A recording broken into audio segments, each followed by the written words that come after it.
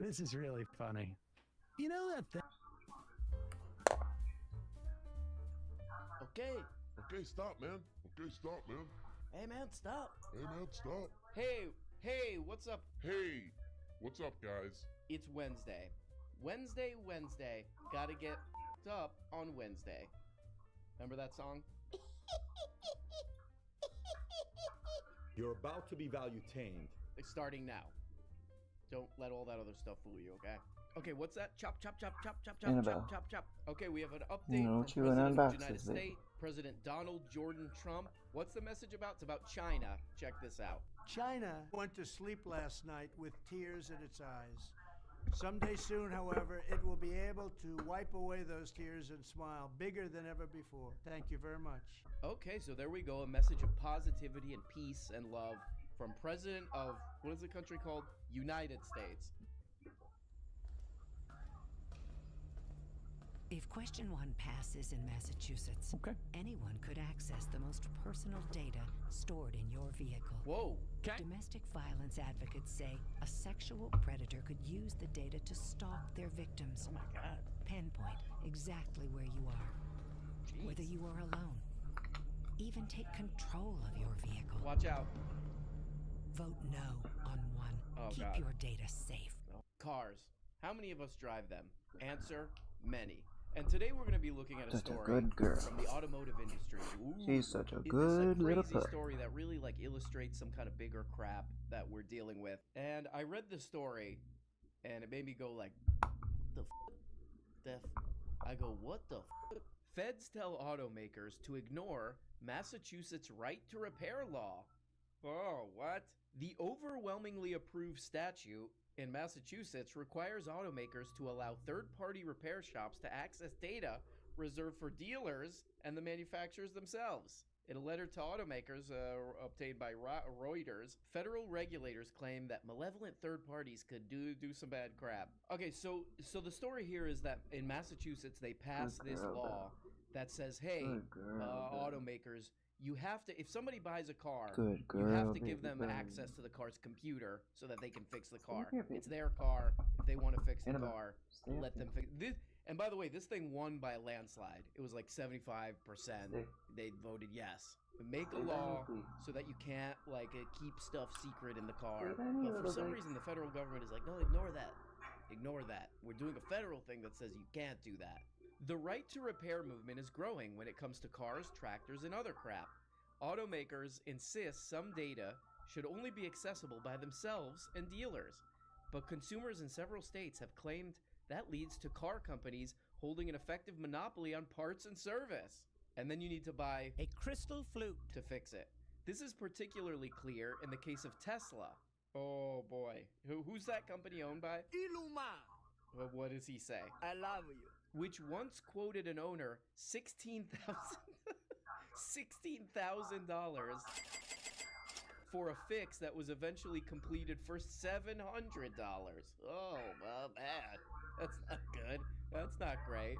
So it's sort of an interesting conflict. You know what I mean? People who buy a car, they're like, I'd prefer to pay maybe $700 to do a repair that you could do for $700. And if you're the auto company, you say, well, $16,000 is better for us, though. So what are we going to do? What are we going to do here? It's probably better for people to be able to repair their crap for cheap and just have their crap work forever. But that's not incredibly profitable. That's a problem. The reason this has turned into such a poop storm in recent years is because many of the biggest companies in the world want to limit our access. Oh, But why? those son of a bitches. Oh, yeah. On the other side, independent repair shops and consumers argue that automakers are keeping this information from us because of one reason. Money. Oh. I would pull cash out of my wallet, but I don't have any. Companies want to protect their authorized providers and force us to pay for repairs. Oh. Needless to say, independent repair shops and consumers are fed up and want the government to force manufacturers to share their product information with the general public. So check this out right here. So suck on this. Poop. President Biden and his administration have repeatedly said that they support the right to repair and that they will penalize manufacturers who do things like violate warranties illegally.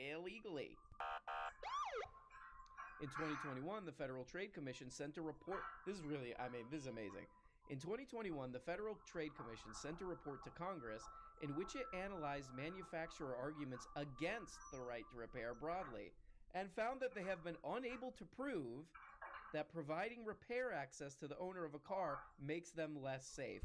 So you remember that little ad I played in the beginning of this crap here? Whoa.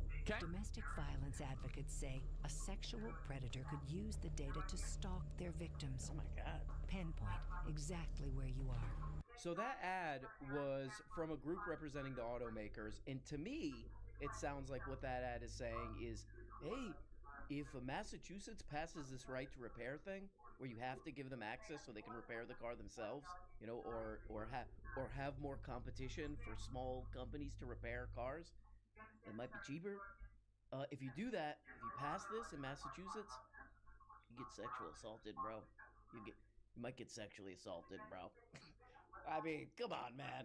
Come on, don't use sexual assault like that, man. It's serious. If the right to repair people and the FTC, who found out that these claims aren't really substantial from the automakers, and they're like, hey, you get raped if they pass this. Come on, man. That is not moral, man.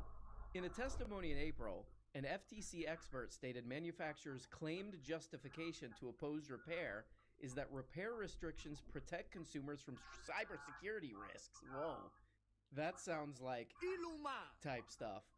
In the report, the commission found no empirical evidence to suggest that independent repair shops are more or less likely than authorized repair shops to compromise or misuse customer data. Nor did the commission find any evidence that providing independent repairers with access to diagnostics and firmware patches would introduce cybersecurity risks. Oh boy. Oh man. Okay, so just to summarize the little problem, the little conflict that we're seeing here. Massachusetts, they're like, you gotta give us a right. You gotta let us repair cars. You gotta let us repair cars. That was an attempt at a Mark Wahlberg. Massachusetts democratically decides, overwhelmingly democratically decides, hey, you have to give us everything we need. You have to give us access to everything we need to repair these dirty little cars ourselves. They're thinking, hey, you can't gouge us, you know, with some monopoly on car fixing. Biden administration, who was like, oh yeah, right to repair, it's good. That's really good, man. You know, now when the rubber hits the road, see? Now when the rubber hits the road, there's an actual law passed. They're like, don't listen. They tell the automakers, don't listen to that. Don't listen. We know you don't want that. Don't listen to it. Don't do it. That is really something. I kind of like these right to repair people. This is kind of a big thing online, right to repair, you know? You know, it's kind of a simple thing to understand. You know, it's like you buy all this crap from these big companies. You know, hey, we kind of want to know how this stuff works. We want to be able to repair it ourselves for not a lot of money. But that clashes with what the companies want, which is to, you know, be able to charge a lot of money. So it's a problem. It's a problem. And I wanted to check in with one of the great right to repair YouTubers. He's maybe the greatest YouTuber of all time. Hey everybody, how's it going? I hope you're having a lovely day. I'm not. The reason I'm not is because This guy rules. He's the greatest. I love this guy. He's got the coziest chair in the game, many call it. You got the mic all bent over. Hey everybody, how's it going? I hope you're having a lovely day. I'm not. The reason I'm not is because I am sick and tired of running marathons only to realize that there was somebody at the finish line at the 100-mile marker waiting to trip me with their broom the entire time. Whoa. Not just that they were there, but that they were there from the start. And had I had binoculars before I even started running the race, I would have been able to look and see and realize that there was somebody at the finish line waiting to trip me. I am not only mad at the system, I am mad at myself for my ignorance and my lack of awareness. And I'd like to explain exactly what happened here in clear detail. Louis, easy. And in spite of the $26 million that Ford, General Motors, Nissan, Toyota, and Honda spent on this garbage, in spite of all the money they spent to try and convince you that people being able to fix your car would get you raped, burglarized, racism, redlined, and everything else, they lost. Again, 75 to 25. This happened right on the backdrop of what I thought was the Biden administration actually supporting right to repair. In 2021, the FTC delivered a death blow to anti-repair lobbyists and disingenuous arguments. I did an entire video going over. So yeah, you've probably seen this guy online. He's kind of notorious for like, you know, he'll like open up a MacBook Air or whatever, and he'll be like, look, you know, this costs a lot at the Genius Bar, but look, it's actually not a big deal. You know, fix that for 50 bucks. Fix that for 50 bucks in like 10 minutes. You know, he's kind of into that stuff. You know, he's really into showing that these repairs aren't that big a deal and that the companies are kind of trying to have a monopoly on repairing because, you know, it's obvious. It's like a big source of revenue. It's a big source of to have a monopoly over repair. And he's like, hey, I repair. He's like, oh, your laptop's screen won't turn on. You just go like that, it gets fixed. You know, it's kind of a nice thing too, if you think about it, for people to be able to repair their crap that they use. You know, it should be taught in schools, like, hey, if your laptop gets messed up, So I was very happy to hear them go through every single one of the arguments that you hear in these commercials and on these websites saying that you're going to get hacked and hurt and this, that, and the other, and say, here's why they're wrong. Here's why there's no evidence for that. Here's why that's untrue. And after this report came out, the president actually wrote an executive order on right to repair, asking the FTC to draft rules on right to repair, leading me to actually believe for a short period of time that maybe the Biden administration gave an F about right to repair. However, this is not the case in any way, shape, or form. Whoa. 18 months in, this was still... I just want to see that funny part again. Here we go. Hey, everybody, how's it going? I hope you're having a lovely day. I'm not. The reason I'm not is because... That might need to be a drop. So, yeah, this right to repair guy, Louis, Armchair Louis, many call him. What? You know, he was really excited. He did this video where he's like, oh, the Biden administration is going to fight for people to be able to repair their crap and for it to not be black boxed or whatever by these companies. He's really excited about that, and now he's basically saying like, ah, man, it was a trick. It was a trick. Yeah, I don't know. It's a telling story because in Massachusetts, what they first tried to do, what the auto companies first tried to do was like, you'll get sexually assaulted if this passes, basically. That didn't work. It was a landslide victory for no, just let us repair our crap. You know, right to repair people got really excited about this. And then, you know, because the automakers have so much sway, they were just like, nah, you still can't. The ad stuff didn't work. The scary ads didn't work. So they just told Biden, hey, don't do this. And he's like, okay. The Alliance for Automotive Innovation, which represents nearly every major auto manufacturer in the United States, is funding this and a series of other TV ads like it to scare Massachusetts residents into voting against a ballot measure that would expand the state's already existing right to repair law to ensure that you can continue to get your car fixed by anyone you want. The ads heavily imply, and at times state outright, that the legislation would somehow lead to women being stalked and sexually assaulted, a charge that cybersecurity experts say has no grounding in reality. Instead, the auto industry wants to ensure that when your car breaks, you have to take it to a manufacturer, authorized mechanic, or the dealer itself.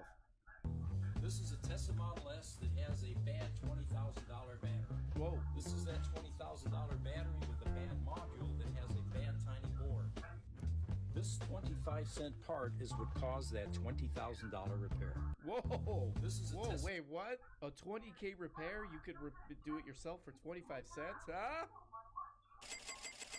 Poor little puppy.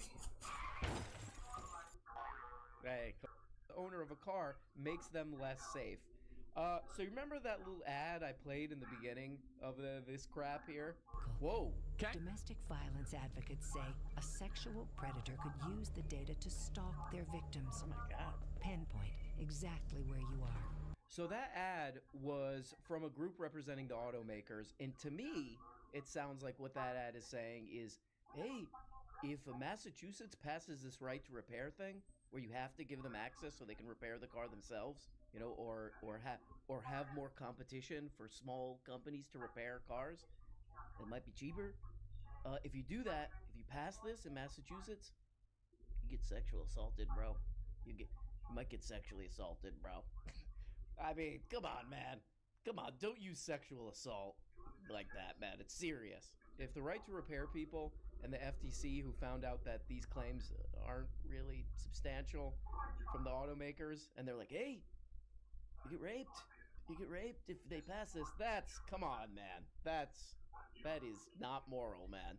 In a testimony in April, an FTC expert stated manufacturers' claimed justification to oppose repair is that repair restrictions protect consumers from cybersecurity risks. Whoa. That sounds like type stuff. In the report, the commission found no empirical evidence to suggest that independent repair shops are more or less likely than authorized repair shops to compromise or misuse customer data. Nor did the commission find any evidence that providing independent repairers with access to diagnostics and firmware patches would introduce cybersecurity risks. Oh boy. Oh man. Okay, so just to summarize the little problem, the little conflict that we're seeing here. Massachusetts, they're like, you gotta give us a right. You gotta let us repair cars. You gotta let us repair cars. That was an attempt at a Mark Wahlberg. Massachusetts democratically decides, overwhelmingly democratically decides, hey, you have to give us everything we need. You have to give us access to everything we need to repair these dirty little cars ourselves. They're thinking, hey, you can't gouge us, with some monopoly on car fixing. Biden administration, who was like, oh yeah, right to repair, it's good. That's really good, man. Now when the rubber hits the road, see? Now when the rubber hits the road, there's an actual law passed. They're like, don't listen. They tell the automakers, don't listen to that. Don't listen. We know you don't want that. Don't listen to it. Don't do it. that is really something. I kind of like these right to repair people. This is kind of a big thing online, right to repair, it's kind of a simple thing to understand. It's like you buy all this crap from these big companies. Hey, we kind of want to know how the stuff works. We want to be able to repair it ourselves for not a lot of money. But that clashes with what the companies want, which is to, be able to charge a lot of money. So it's a problem. It's a problem. And I wanted to check in with one of the great right to repair YouTubers. He's maybe the greatest YouTuber of all time. Hey everybody, how's it going? I hope you're having a lovely day. I'm not. The reason I'm not is because This guy rules. He's the greatest. I love this guy. He's got the coziest chair in the game, many call it. You got the mic all bent over. Hey everybody, how's it going? I hope you're having a lovely day. I'm not. The reason I'm not is because I am sick and tired of running marathons only to realize that there was somebody at the finish line at the 100-mile marker waiting to trip me with their broom the entire time. Whoa. Not just that they were there, but that they were there from the start. And had I had binoculars before I even started running the race, I would have been able to look and see and realize that there was somebody at the finish line waiting to trip me. I am not only mad at the system, I am mad at myself for my ignorance and my lack of awareness. And I'd like to explain exactly what happened here in clear detail. Louis, easy. And in spite of the $26 million that Ford, General Motors, Nissan, Toyota, and Honda spent on this garbage, in spite of all the money they spent to try and convince you that people being able to fix your car would get you raped, burglarized, racism, redlined, and everything else, they lost. Again, 75 to 25. This happened right on the backdrop of what I thought was the Biden administration actually supporting right to repair. In 2021, the FTC delivered a death blow to anti-repair lobbyists and disingenuous arguments. I did an entire video going over. So yeah, you've probably seen this guy online. He's kind of notorious for like, he'll like open up a MacBook Air or whatever, and he'll be like, look, this costs a lot at the Genius Bar, but look, it's actually not a big deal. Fix that for $50. Fix that for $50 in like 10 minutes. He's kind of into that stuff.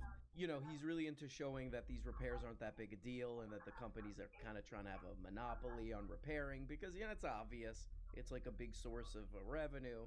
It's a big source to have a monopoly over repair. And he's like, hey, I repair.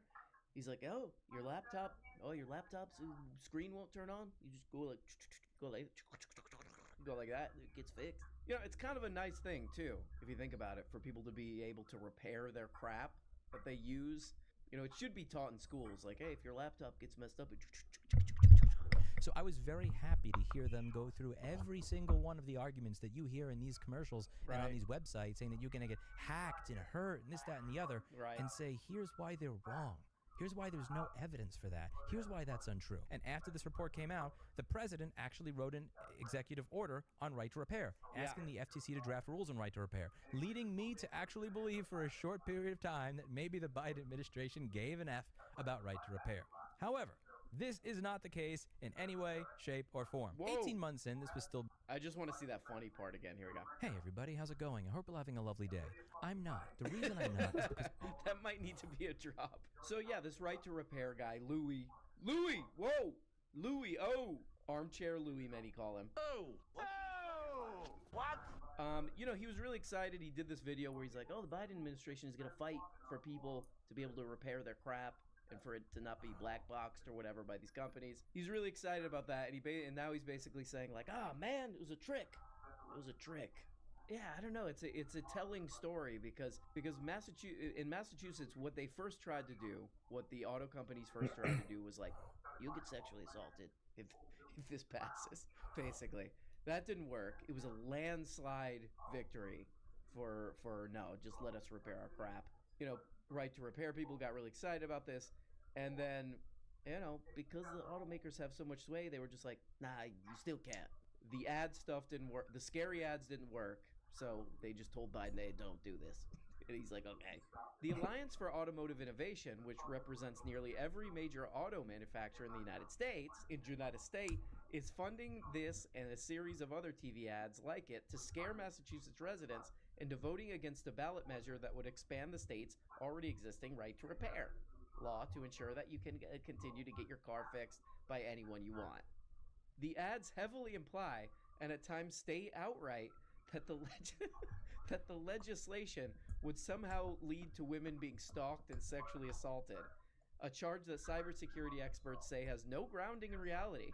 Instead, the auto industry wants to ensure that when your car breaks, you have to take it to a manufacturer, authorized mechanic, or the dealer itself. This is a Tesla Model S that has a bad $20,000 battery. Whoa. This is that $20,000 battery with the bad module that has a bad tiny bore. This 25-cent part is what caused that $20,000 repair. Whoa. This is a Whoa, wait, what? A 20K repair? You could do it yourself for 25 cents, huh?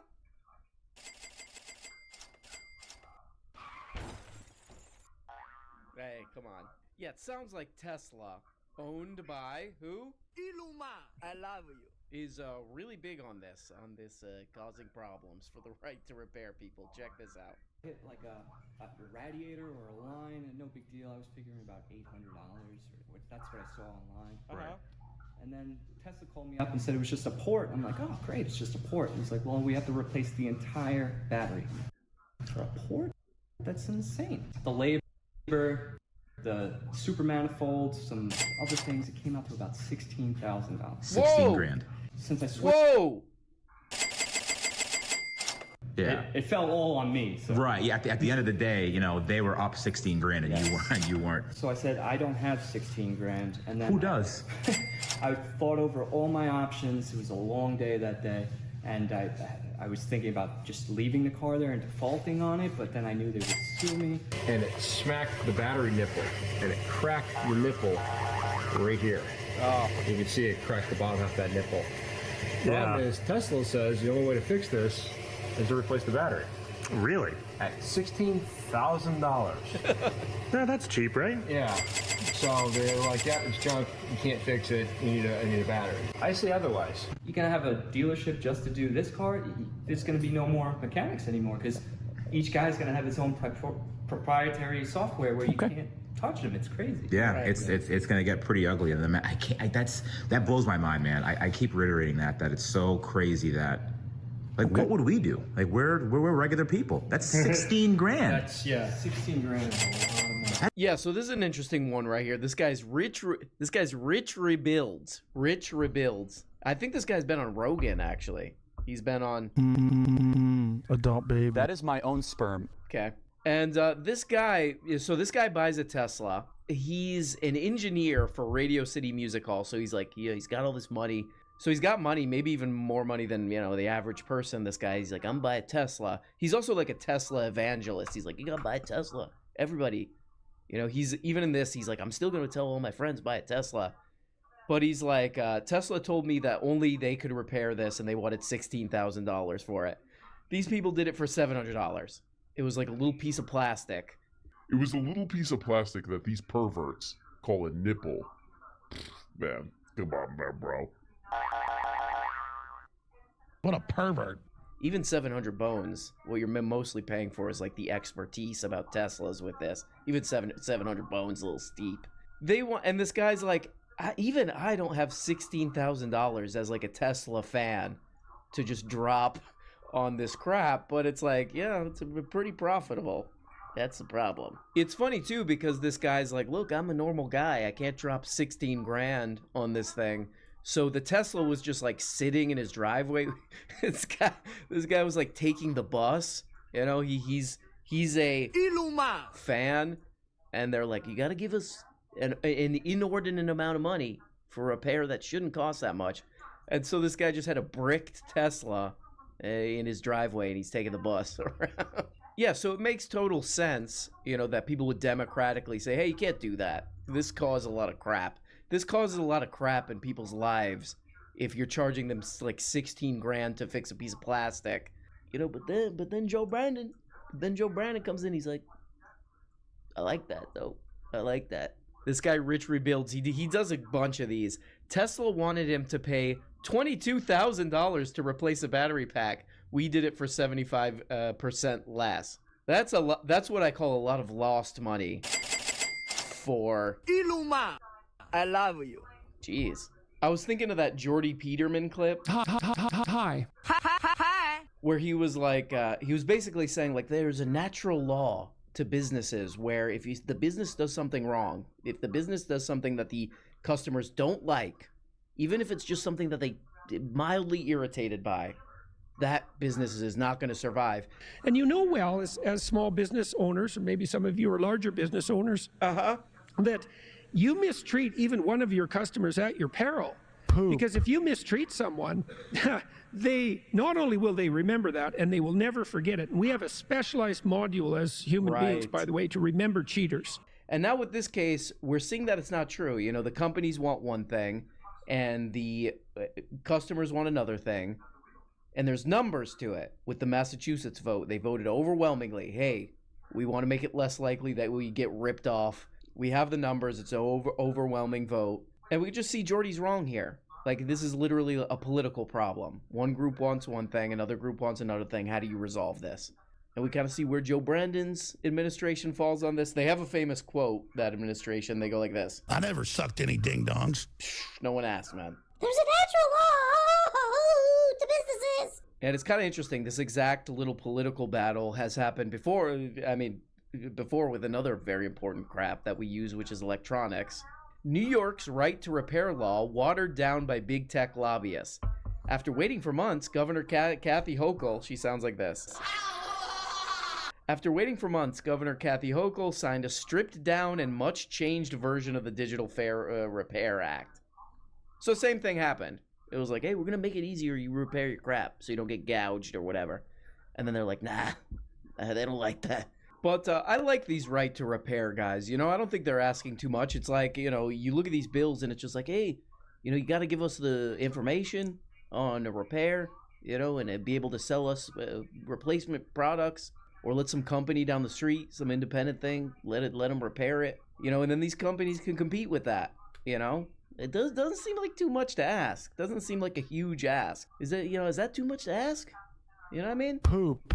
You know, maybe I want to open up my laptop and poop in it. You know, I don't know. I like this. There's a little hopeful message here. This is from a Tech Dirt article. Even though, you know, the Joe Brandon thing that just came out about them being like, hey, car companies, ignore what Massachusetts did, passing this law that says you have to do right to repair. Even though that happened, I like this little hopeful message from Tech Dirt. The problem for companies looking to monopolize repair is several-fold. One, the harder they try to lock their technologies down, the greater the opposition grows. And that opposition tends to be both broad and bipartisan. Oh, interesting. I am having trouble doing the show. Ranging from the most fervent of urban Apple fanboys to the most rural of John Deere tractor owners. This isn't a battle they're likely to win, and while we haven't seen federal legislation on this front yet, if the industries continue to push their luck in this space, it's only a matter of time. And I think that is a crystal flute. Because these companies are saying, that is my own sperm. So there we go, guys. Big shout out to these repair guys. Big shout out to Louis, you know, in his chair with his cats. The oldest young man in media. It's Wednesday, and that's one of the handful of days that when we look at them, we say, they make me vomit. You know, and guys, if you're having a hard week, look at yourself in the mirror and say, I did everything right. Love you guys so much. Talk to you later. Bye-bye. Bye-bye. Oh, hey, guys. Guess what? You're not even getting half of the shit.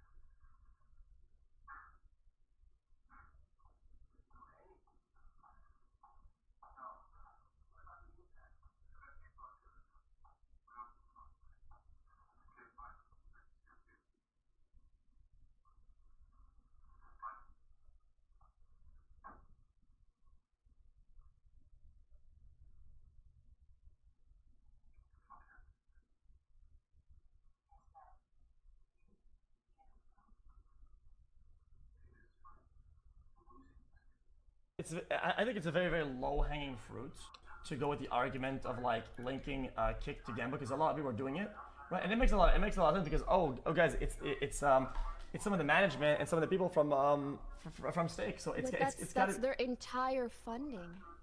I gotta watch this. I have 2 hours before I go out. Are you for inhumane conditions for working and no union and all of that? Are you for that? Is that where your morals land? I get it, dude. But proximity, so a little bit bad. Amazon, a little bit bad. So you're comfortable doing all these things, right? For me personally, I've taken such a strong stance against what Stake does. For me to take money that comes literally directly from crypto gambling would be so silly. Oh, here's the update.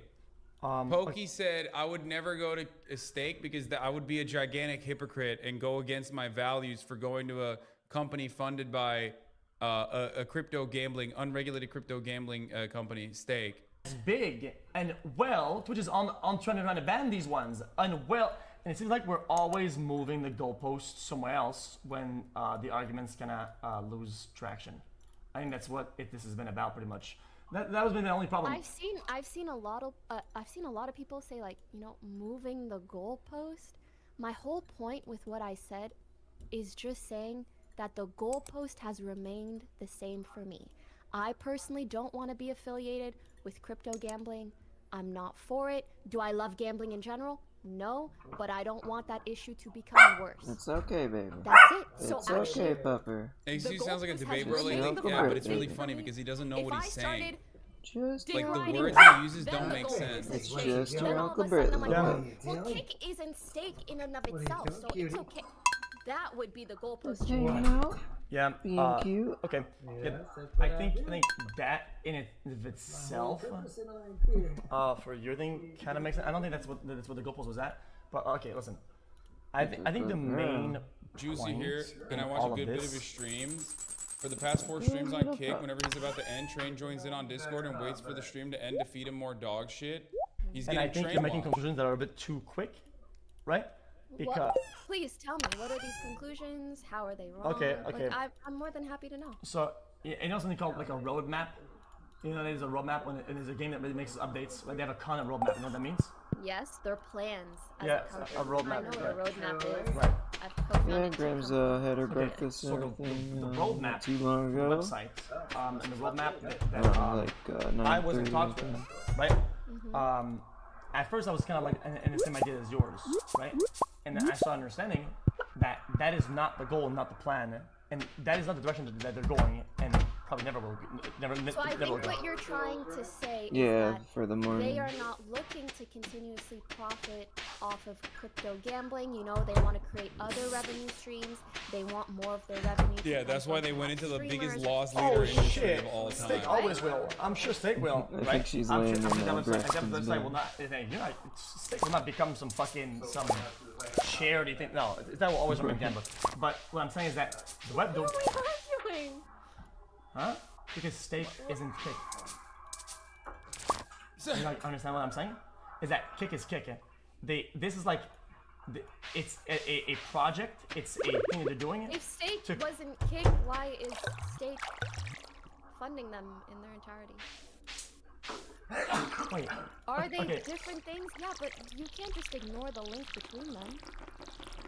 Kick is Stake's marketing brand. Let's say anyone that I says win that lottery it's something separate I win lottery. is All the delusional. gamblers, they buy lottery tickets. I win the whole thing. I win $1 billion. I put half it, 500 mil, into making a competitor website.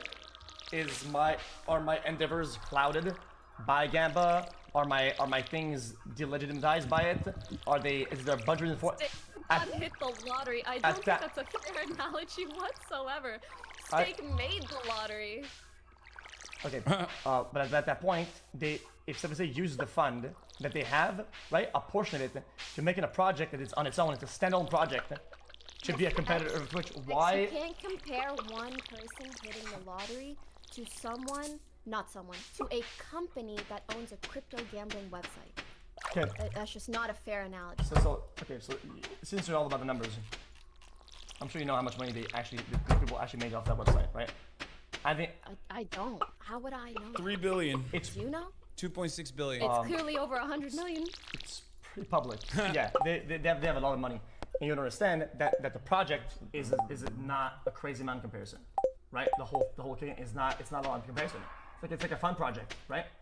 And I love seeing XQC's chat. They're so fucking. They're usually so dumb. Like the ones that spam. Top, right? But now they're saying cooked by Pokemon. That's it. They want to make. That's great. Okay.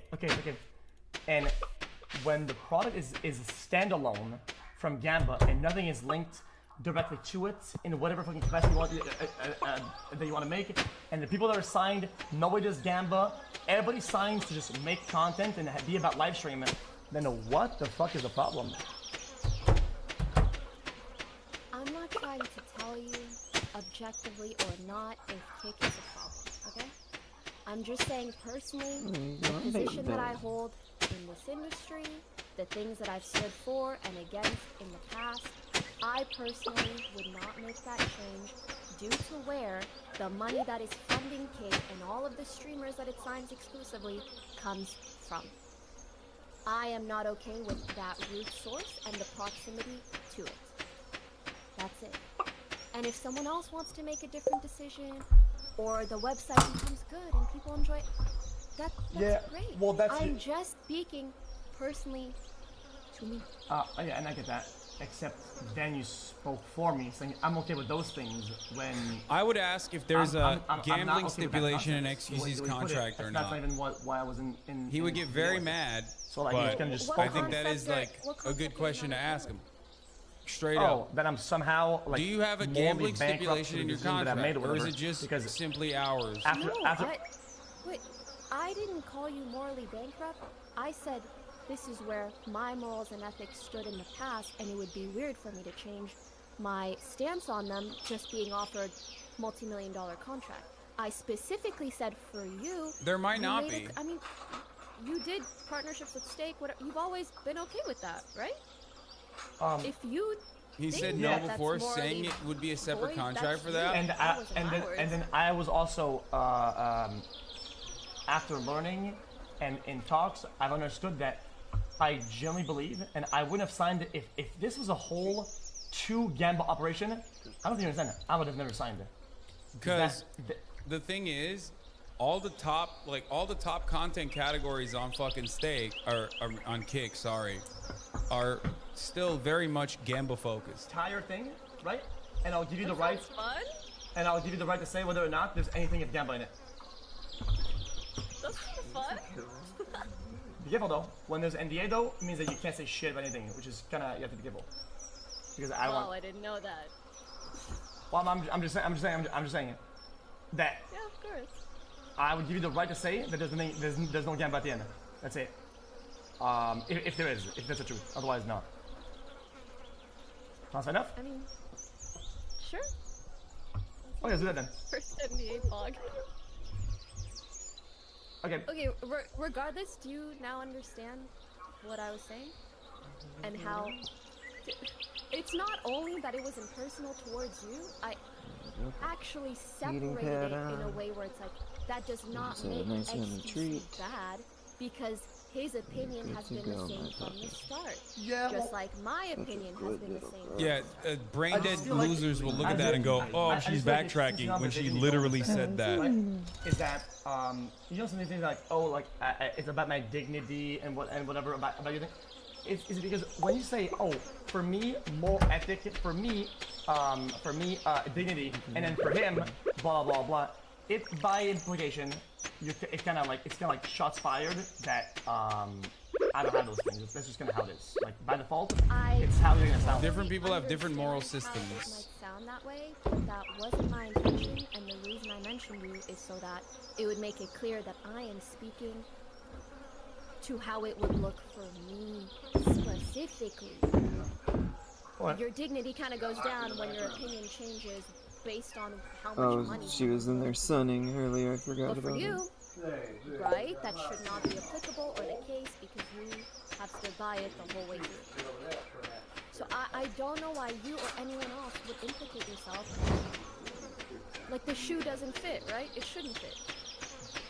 okay, inherently, that does make sense.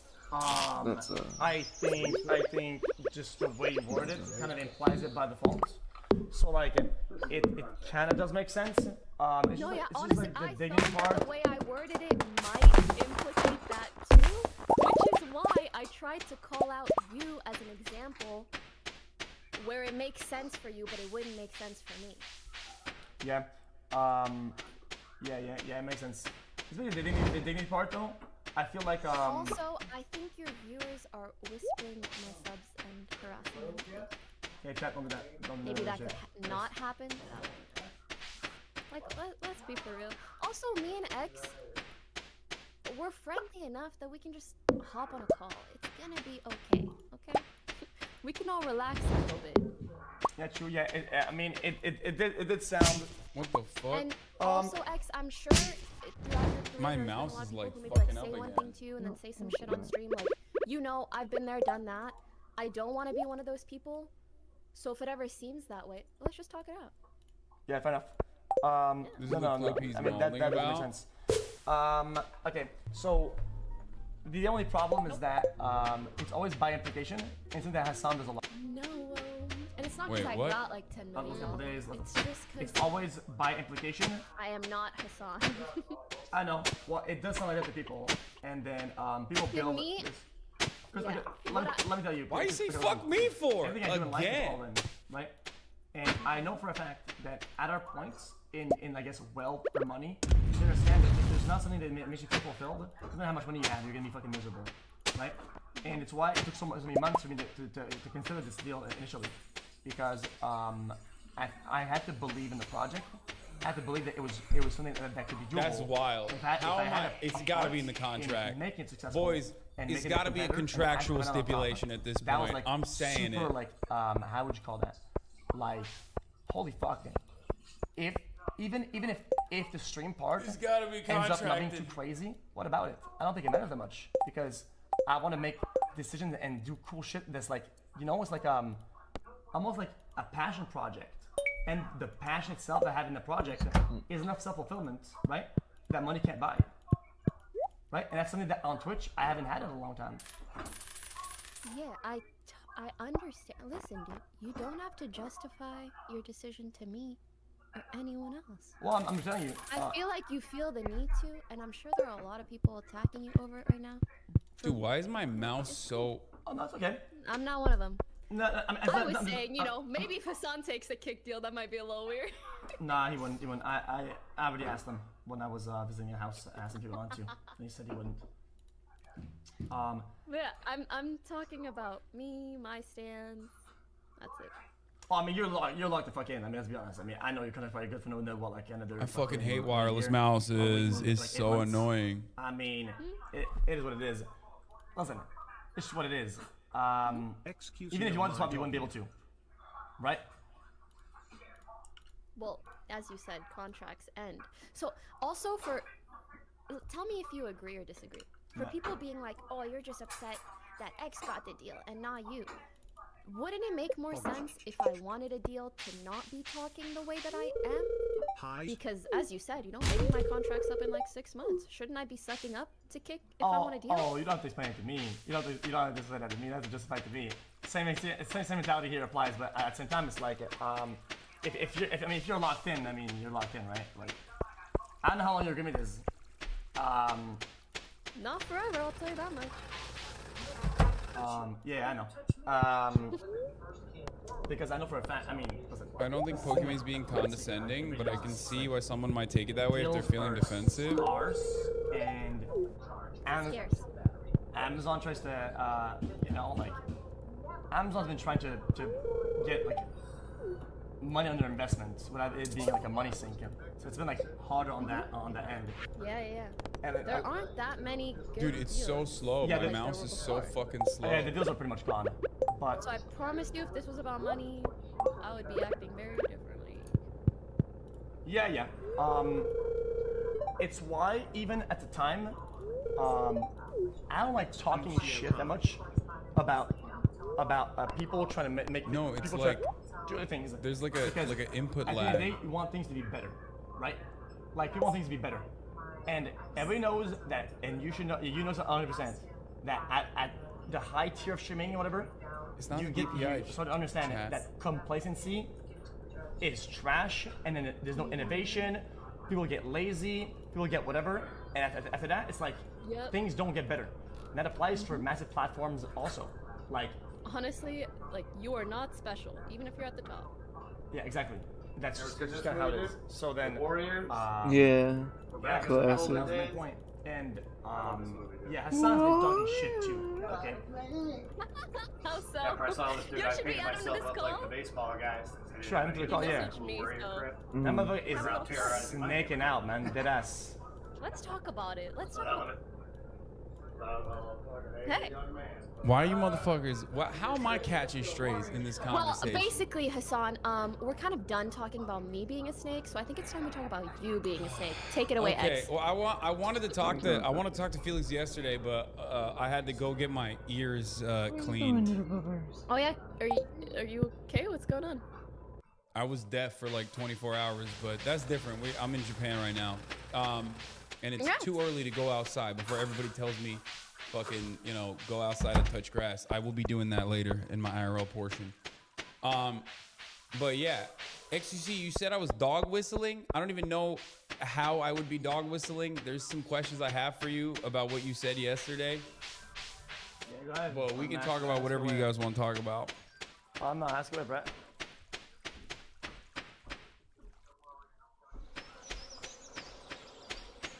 All right, what's going on?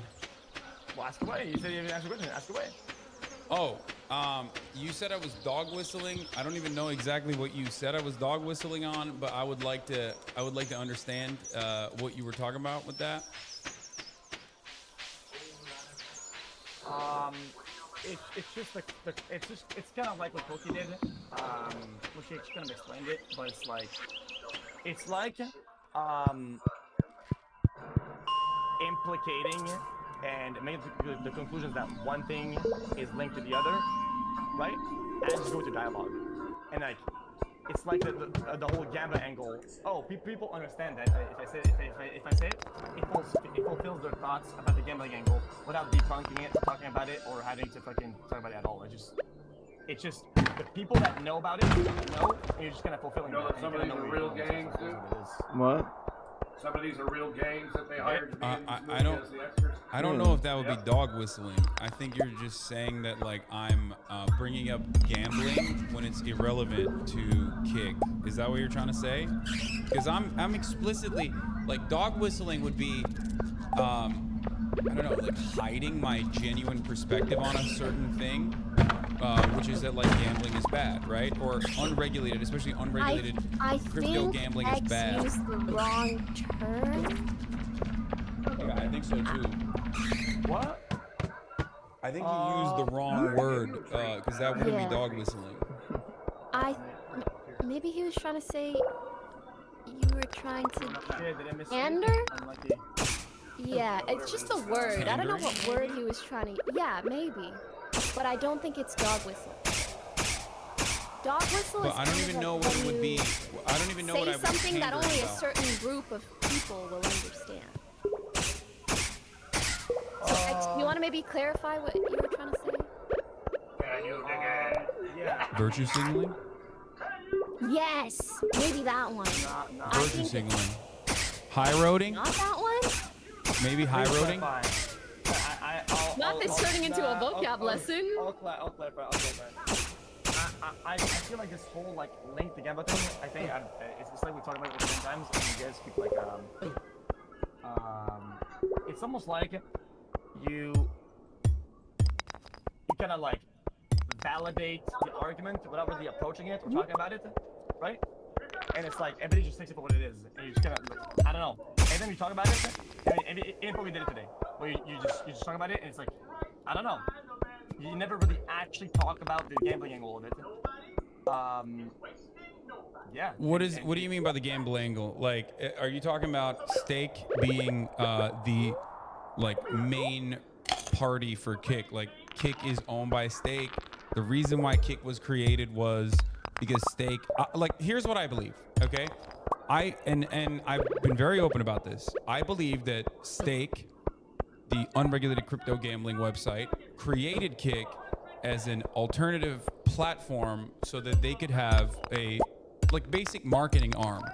You know what I mean? That they could still. I 1000% agree. I think they saw the I massive I return genuinely that they believe that. were I don't think they getting got off in of the game. streamers, and they're like, oh, this is valuable real estate for us to have for marketing.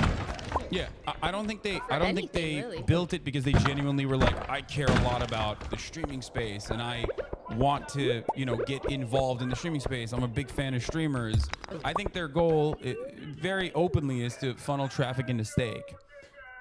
Maybe not so directly, and I think that's probably the defense X is going to use. But no, I mean, I don't have to use any defense because you have the burden of proof is on you, right? You have to elaborate on what kind of proof you have that's what they want. Just general business deduction. Sure, go ahead. This is still technically speculation, obviously. So you're right to say that. But when I look at Stake and I see the top category being predominantly owned by slots gamblers who are gambling on Stake, when I see that the website was created by the owners of Stake, when I see that some of the largest content creators outside of Aiden and yourself and Bruce that they've recently picked up are oftentimes the most consistently sizable audiences are often going to be roulette gambling players, right? So that's one reason. That's not the main reason. The main reason still obviously is that it's owned by Stake, by the owners of Stake. It was created with consultation from Trainwreck, who was a major slots player on Twitch. And it was basically created after. Against that? Wrong. Yeah. Train. Listen, I love Train. Okay. No disrespect to Train. Train's involvement is extremely minimal. Okay. Well, I think at this point, but during its creation, Train was its main spokesperson. I think that's hard to refute. That's irrelevant. Whoever actually is spokesperson, he wasn't appointed as, and in terms of the whole site as a whole and how big he is, he's eclipsed in both equity, influence, size. Just because it's also he has equity. Just because his eclipsed the one else about it doesn't mean he owns websites. I think you guys are overplaying his involvement by a long shot because it makes sense. I think Hassan was just referring to his early involvement, which was and I was talking about his consultation. I don't even think he's a. I didn't say he's a co-owner. I didn't even know he had equity until you just said it.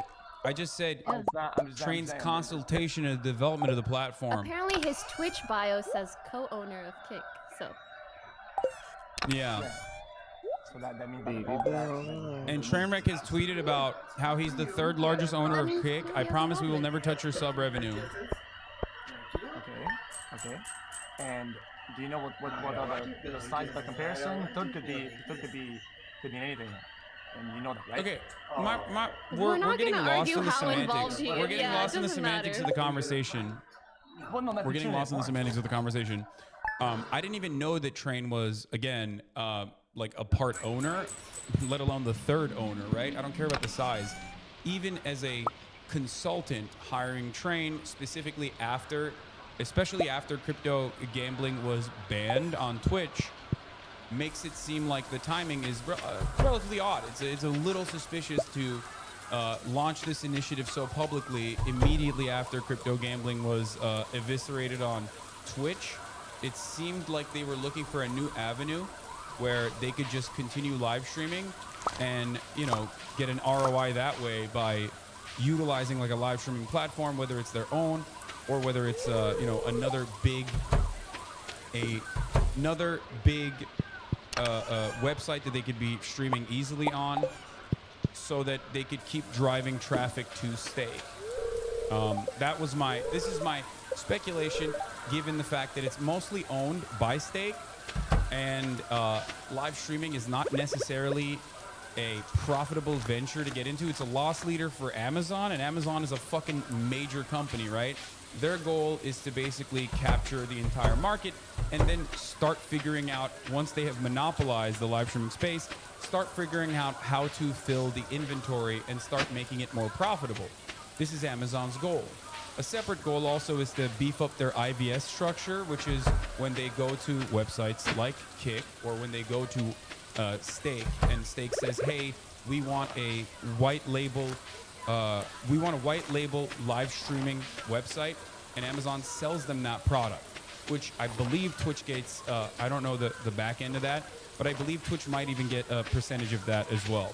So that's crazy. I hope you get clipped and you're up on Dexerto and people are shitting on you for that too.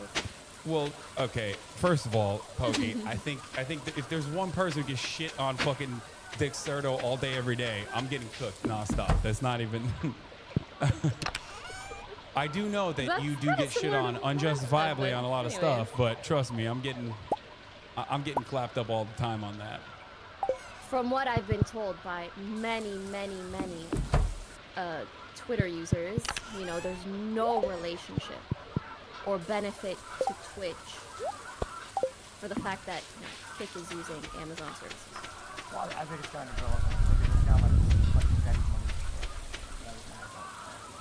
Oh, that's actually a good take. So that was an interesting one, at least. You said it's like flexing daddy's money.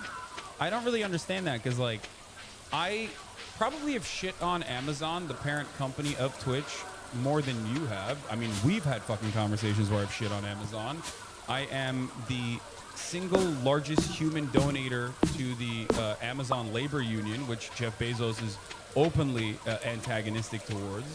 I'm not exactly fond of Amazon. As a matter of fact, I've mentioned that when we were talking about how like Kick is basically single-handedly kept alive by Stake, I talked about how Amazon's hands are not necessarily clean either.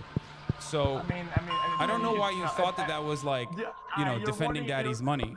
Your wording is a little soft on the Amazon part. Okay, let's use actual adult words. Okay, yeah. Twitch is maintained by the inhumane practices and actual life squeezing, sweatshop-like conditions of employees. Okay, continue. Yeah. True. Okay, cool. I mean, just, if you're gonna use the harsh wording for Kick, use the same harsh wording for Twitch. And I have. Please. You're literally repeating something I said. Maybe you didn't hear me say it, but I have said that exact same thing. Yeah, but just now you didn't. I'm just saying, like, I'm just saying. Yeah. I'm not saying that like Amazon is infallible. I've never said that. As a matter of fact, I want to fix Amazon's labor practices. It's probably never gonna happen. Let's be fucking real. But I'm perfectly aware of that. Okay. Maybe we should all donate. I think that that's bullshit. For the record, I've heard you literally defend sweatshops against Moist Critical, so I don't know what your take is on that matter, but sweatshops go hard. Yeah, you and I have a difference in opinion on that, but overall, that doesn't change the reality with Kick's funding mechanism being Stake, and Stake being a marketing arm, in my opinion, Kick being a marketing arm, in my opinion, directly to funnel more active users onto Stake.com. Like, I understand if you maybe want to compare, but I don't even think they're comparable. How direct streaming and supporting and, let's say, you know, working with Kick, who's entirely funded by Stake, versus streaming on Twitch, who is owned by Amazon. Amazon, obviously. There's a lot of flexibility. At least initially, you're always gonna have a close proximity. That's like fucking. That's like your family. You're always in some business like farming, and then the fucking like their kid does something around the idea of farming. When it's in close proximity, of course, like it'll be like that initially, right? But as it expands, many conclusions about where it's going and where it's gonna be, right? By ratio, it's like. Wait, how did we make conclusions about where it's going and where it's gonna be?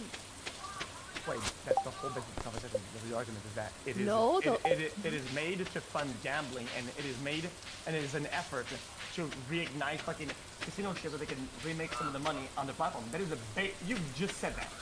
Wait, so you don't I think I think that's a return on their investment. Yes, that's the reason why they're investing so heavily. I disagree in ridiculous capacity.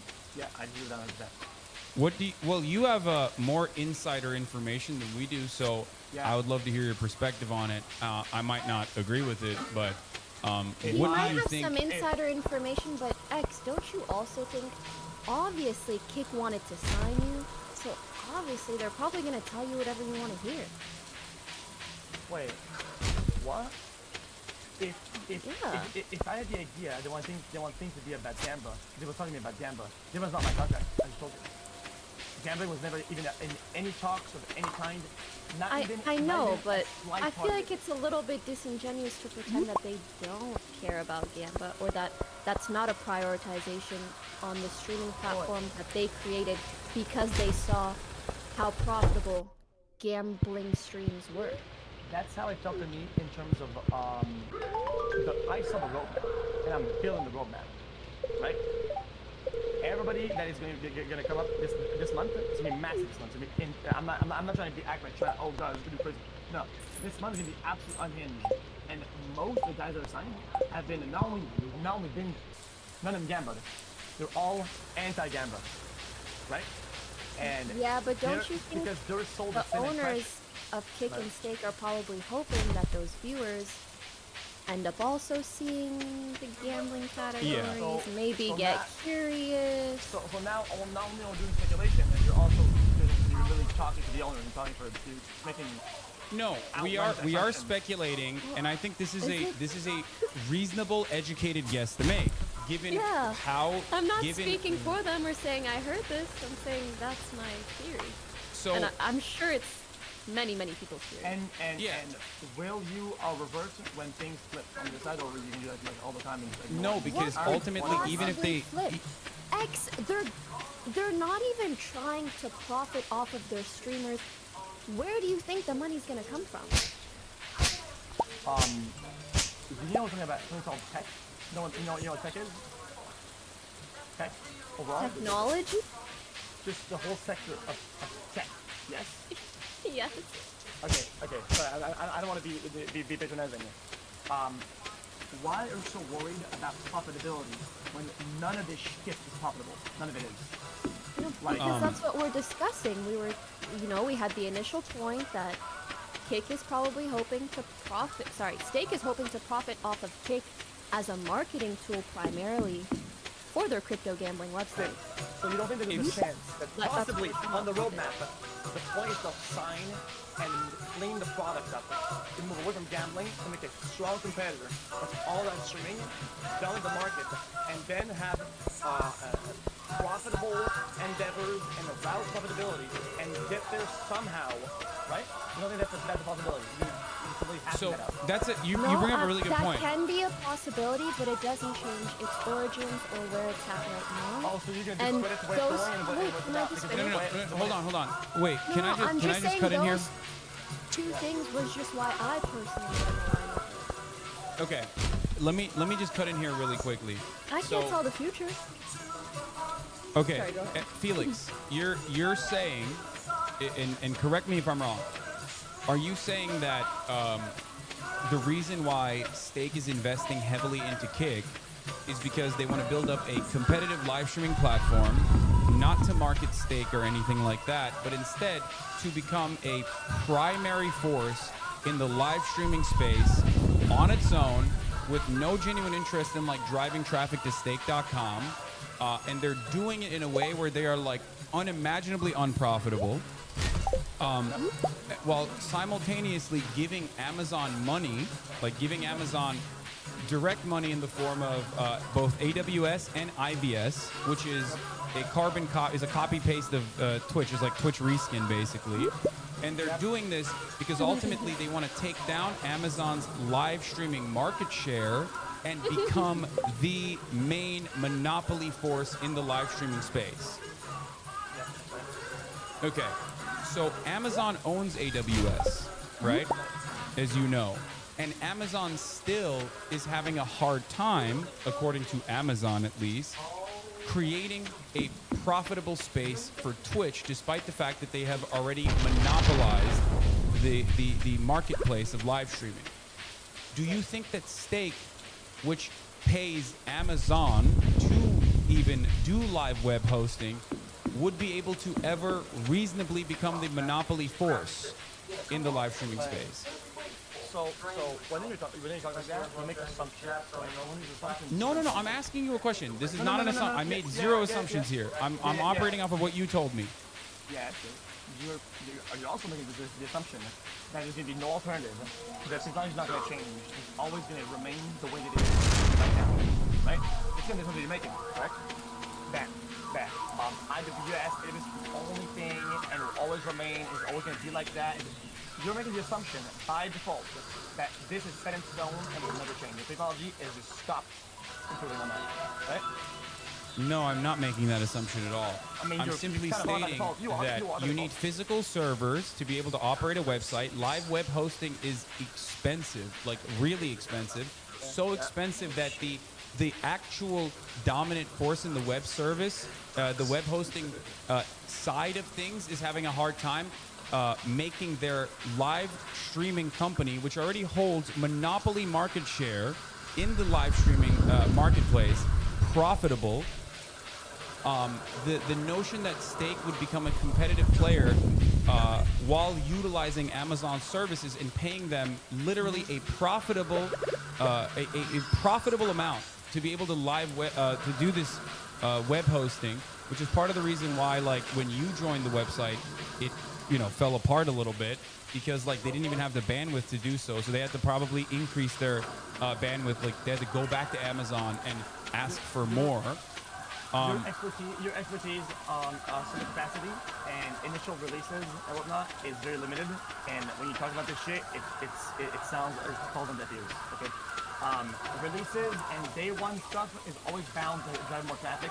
The same way that Blizzard, an industry leader in gaming, cannot have a stable release on day one. It's just too much.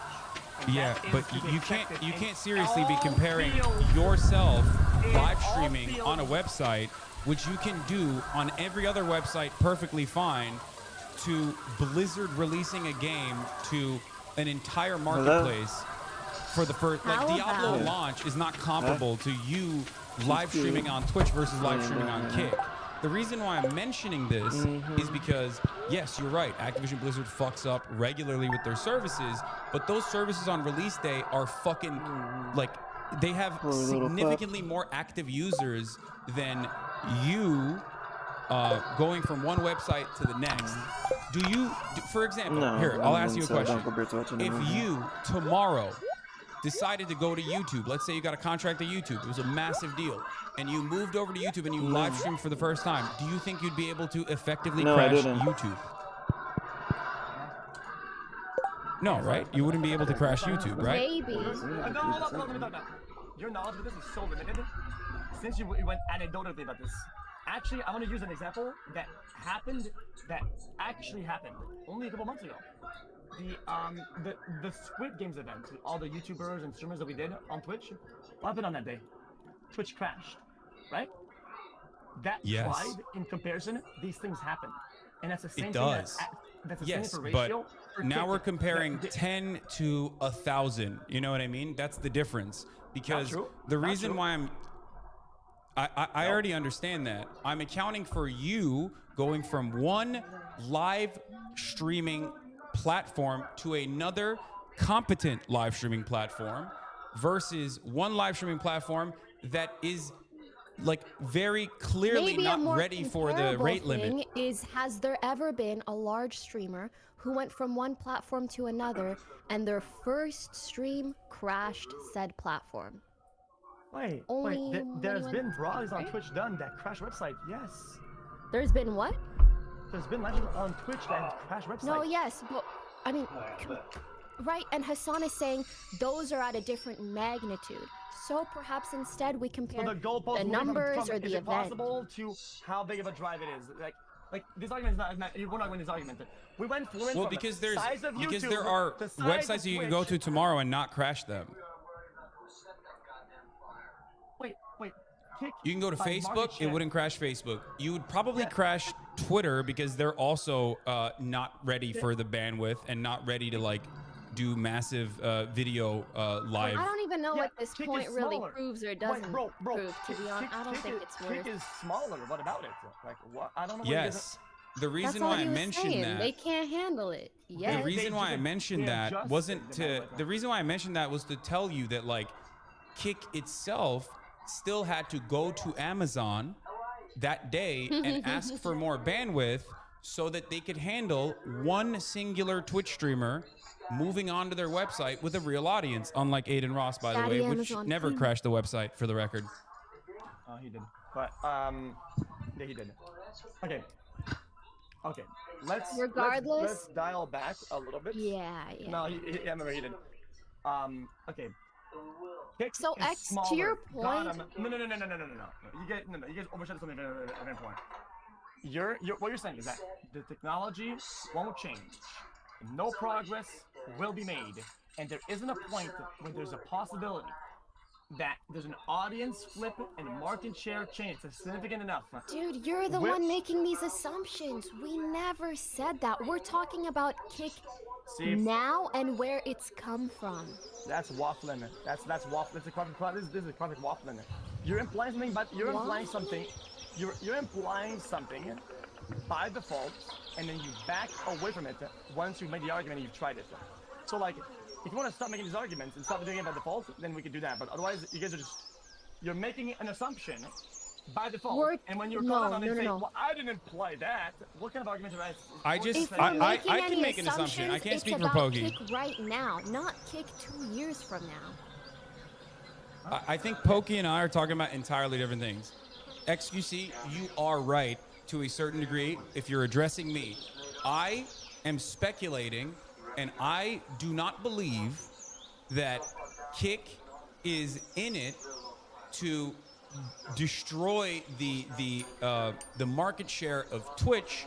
And the reason why I think that is not a realistic possibility for them is because they are working with Amazon to maintain their platform. If they move away from Amazon, they have to go to Microsoft or Google. Those are the two other major players in the marketplace with respect to live web hosting.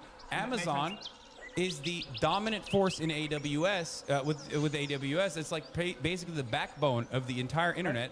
The government uses AWS. You know what I mean? Right. So these things, are they set in stone permanently? They're not. But I'm saying, I'm building towards an argument here. Okay, fair enough. So these things aren't permanent, right? There is progress to get people over to Kick over a platform, and to progress to try to get a bigger market share. Do you think there's even a possibility that there is another way to do it, another service, whether by the time that the audience flips, right? To make the product actually successful or not? Make the product actually profitable?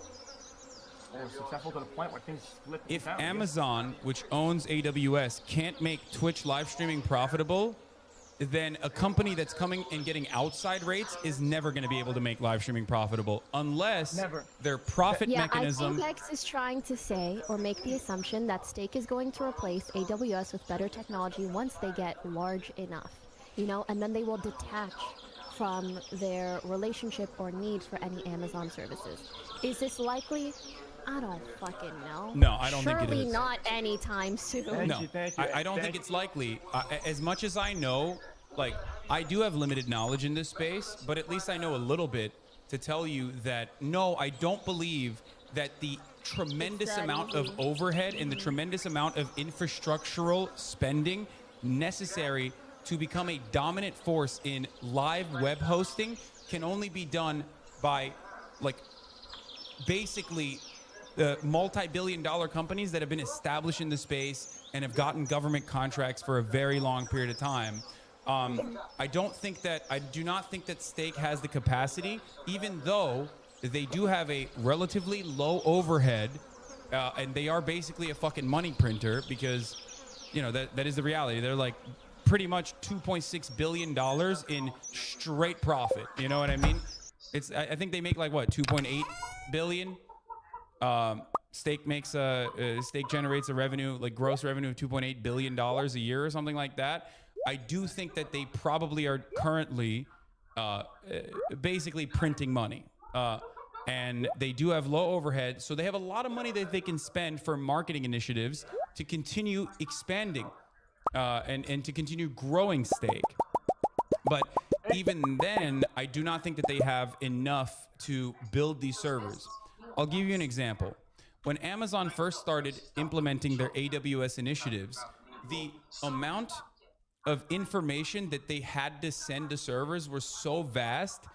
Before they laid fucking cables, they would send server trucks to each individual location to upload it to their hard drives on trucks. They're like, this is an incredibly expensive operation to get started on, which is part of the reason why I would go so far as say it's an industry with a natural barrier of entry. This is an industry that is prone to monopolization. And you just said, yeah, of course.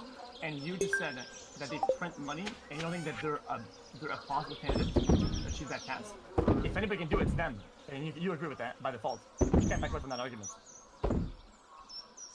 No, I don't believe that it's likely nor smart. You inherently agree with the fact that if somebody can do it, if somebody has a lot of money, and if we actually take on the fucking the big fight, the Titan, and that would be your candidate, and you're gonna do that. I just don't think that they're gonna do it because, once again, Microsoft has established live web hosting services. Microsoft did the Mixer thing while they already had the pre-existing servers, and yet they still were incapable of competing against Amazon and Twitch, and they quickly dropped it. Now, there is a big difference here. Stake doesn't have shareholders that they are accountable to. They can just do whatever the fuck they want because it's just like a couple guys that run a crypto gambling website. However, even then, it is a foolhardy endeavor, and I don't believe that they would do such a thing, especially because it would, like, they get way more out of just running Kick as a marketing arm for stake.com.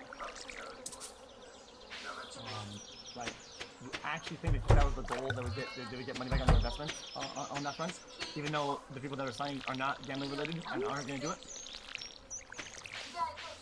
Yeah, no, it doesn't matter if every single person on Kick is gambling. What matters is that it's an active website with daily active users and with like some of the top content creators openly gambling on there. And not every single content creator on Kick has to gamble. They're not creating additional sources of revenue, X, because of these 95% sub splits, no ads, etc. It's pretty clear. At least currently. I'm talking about right now. If in 2 years they switch up completely, okay, we can talk about that then. And maybe their roadmap is, hey, we want to be a big player in the streaming space. I'm not saying that's not the case, but you can't argue that their gambling branch or wanting to generate more users for Stake and crypto gambling in general is not a massive part of how they make and need to keep making money. Gotcha. So now it would be, the burden would be on you to put a link between all the signings and all the people that are going to be on there, right? And how to link these guys with gambling, even though the link is the money. The signings, where the money comes from, that's the link to gambling. Okay, no, that is not how that works. You're working the argument backwards. Okay, I mean, you're being generous. I'm saying how to make money back, because you guys saying it's a funnel for Gamba, you just said, right?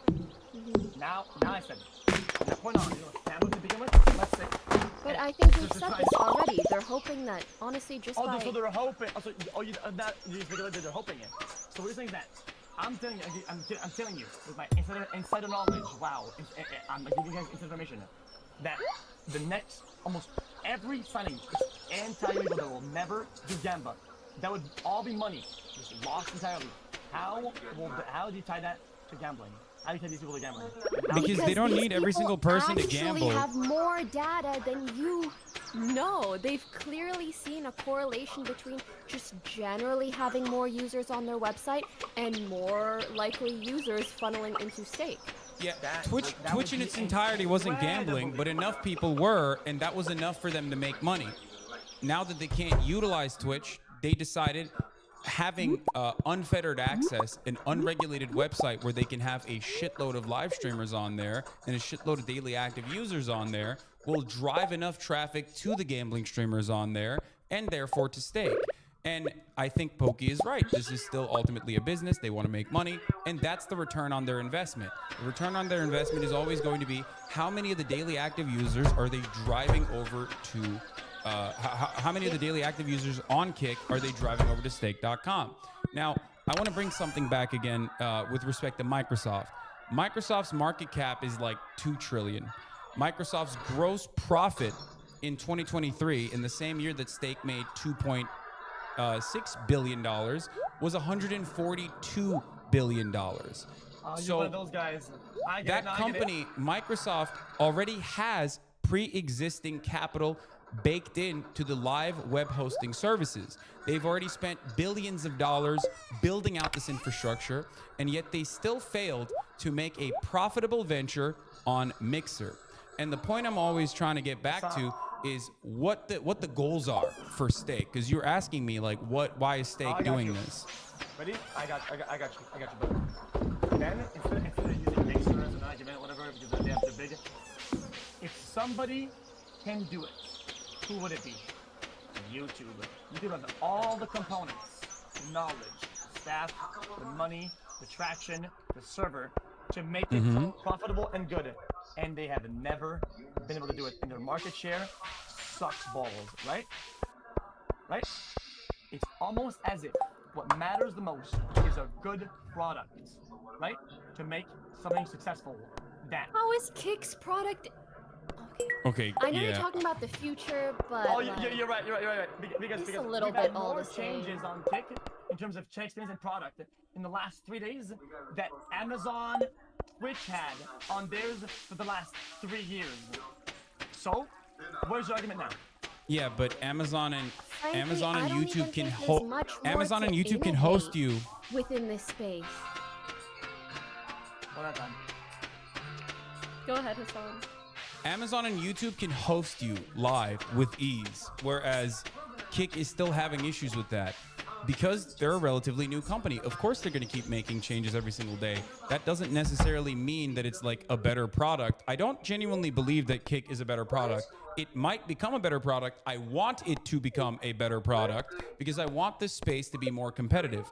But let's be real. I'm gonna keep it a $1.50 here. I don't think Kick is a better product than Twitch as it stands currently, especially because your juicers probably agree with that. They want to watch you. They want to be able to watch you, and they're having a hard time doing that. We have a multi-page Google Doc. I'm hiring devs as we speak, and I'm doing talent scouting to make it really good. And that takes a bit of time. I think this idea that because something is a certain state right now, right? And it's bound to stay like that is disingenuous and is anti-progressive. And as somebody who's preaches the left and the other side, which is a progression, I think it's very short-sighted. What? Progress takes time. Progress takes time. My political beliefs are irrelevant to Kick's future prospects, I think. It's progression. It takes time. But do you understand the argument that I'm making? Because we're both currently speculating on Kick's future, and we're both speculating on what Stake's actual stake is in the matter, right? Pun intended. And when we're having this conversation, I'm giving you actual information as to why I think Stake's personal stake in the matter is different than what you're presenting. And the only thing you are giving back to me is, no, it's going to be a better product in the future. And it's actually going to have all the web services on their own internally, potentially, or maybe not. But, you know, it has the capacity to become a competitor to Twitch and actually eat away at their market share and maybe even become the monopoly live streaming service. And yes, of course that could happen. There could also be a meteor strike that wipes out all of Microsoft's and all of Amazon's fucking web hosting servers, but that doesn't mean that it's likely that that's going to happen. And that's not how people make decisions when it comes to business. Okay. People make decisions when it comes to business over what their return on their investment is. And right now, they're melting money. They're dumping a shitload of funds into Kick. Says you. Says Amazon. Says you, What? bro. Bro, 95-5 split. Says you. Says you. Wait, Says Amazon is very open. Amazon is very open about what their interest is. Amazon has always done the exact same thing, okay? They engage in predatory capture of the entire marketplace, and they drive out competitors until they turn into a monopoly, and then they slowly massage their overhead. They make tweaks here and there. They make the product a little bit more expensive. They add additional quote-unquote benefits without you realizing, until before you recognize it, you're paying more for Prime, you're paying more for delivery potentially. This is how Amazon has always worked. And Twitch is no different. They bought Twitch because they thought live streaming as a medium is going to be the next wave. There is a tremendous amount of inventory. We already have basic monopoly control, almost monopoly control over web hosting. So this incredibly expensive part of live streaming, we already handle for everybody else and for ourselves. So it makes the most sense for us to be able to monopolize the live streaming sector so that eventually we can find good ways to fill all of this inventory and make a shitload of money. Because ultimately the goal is profit. Okay. All these business terms make a lot of sense. Will make sense. Okay. Makes sense.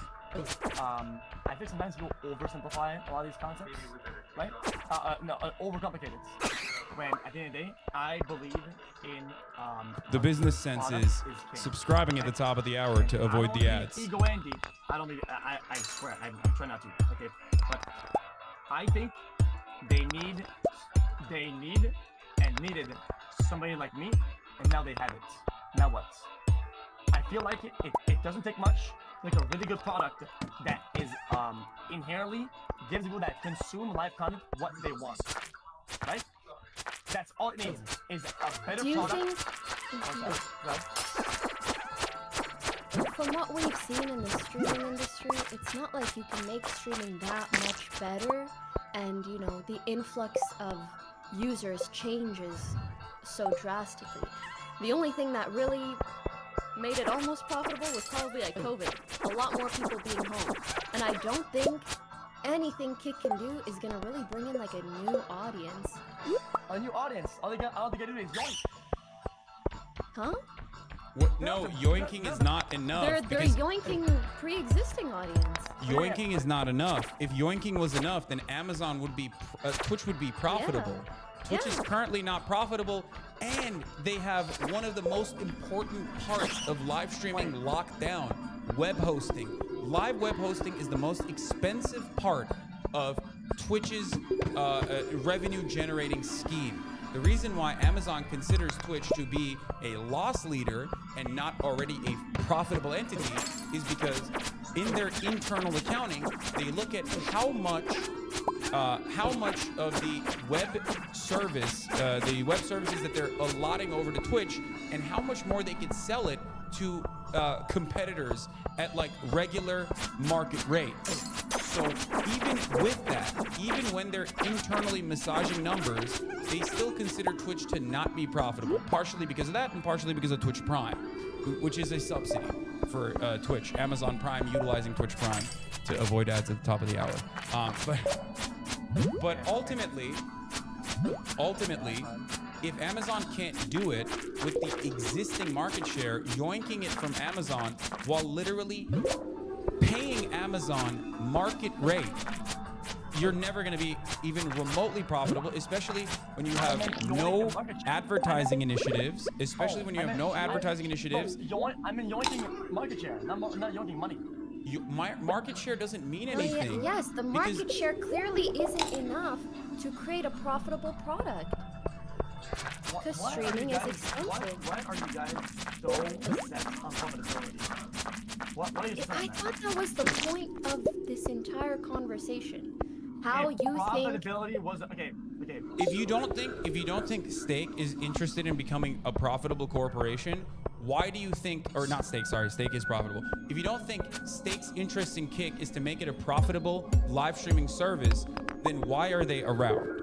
Do you think that they have like a genuine interest in the love of the game for live streaming? Is that why? Because they want to do a non-profit, like they want to burn money. They love streaming. How long has it taken for YouTube to be profitable?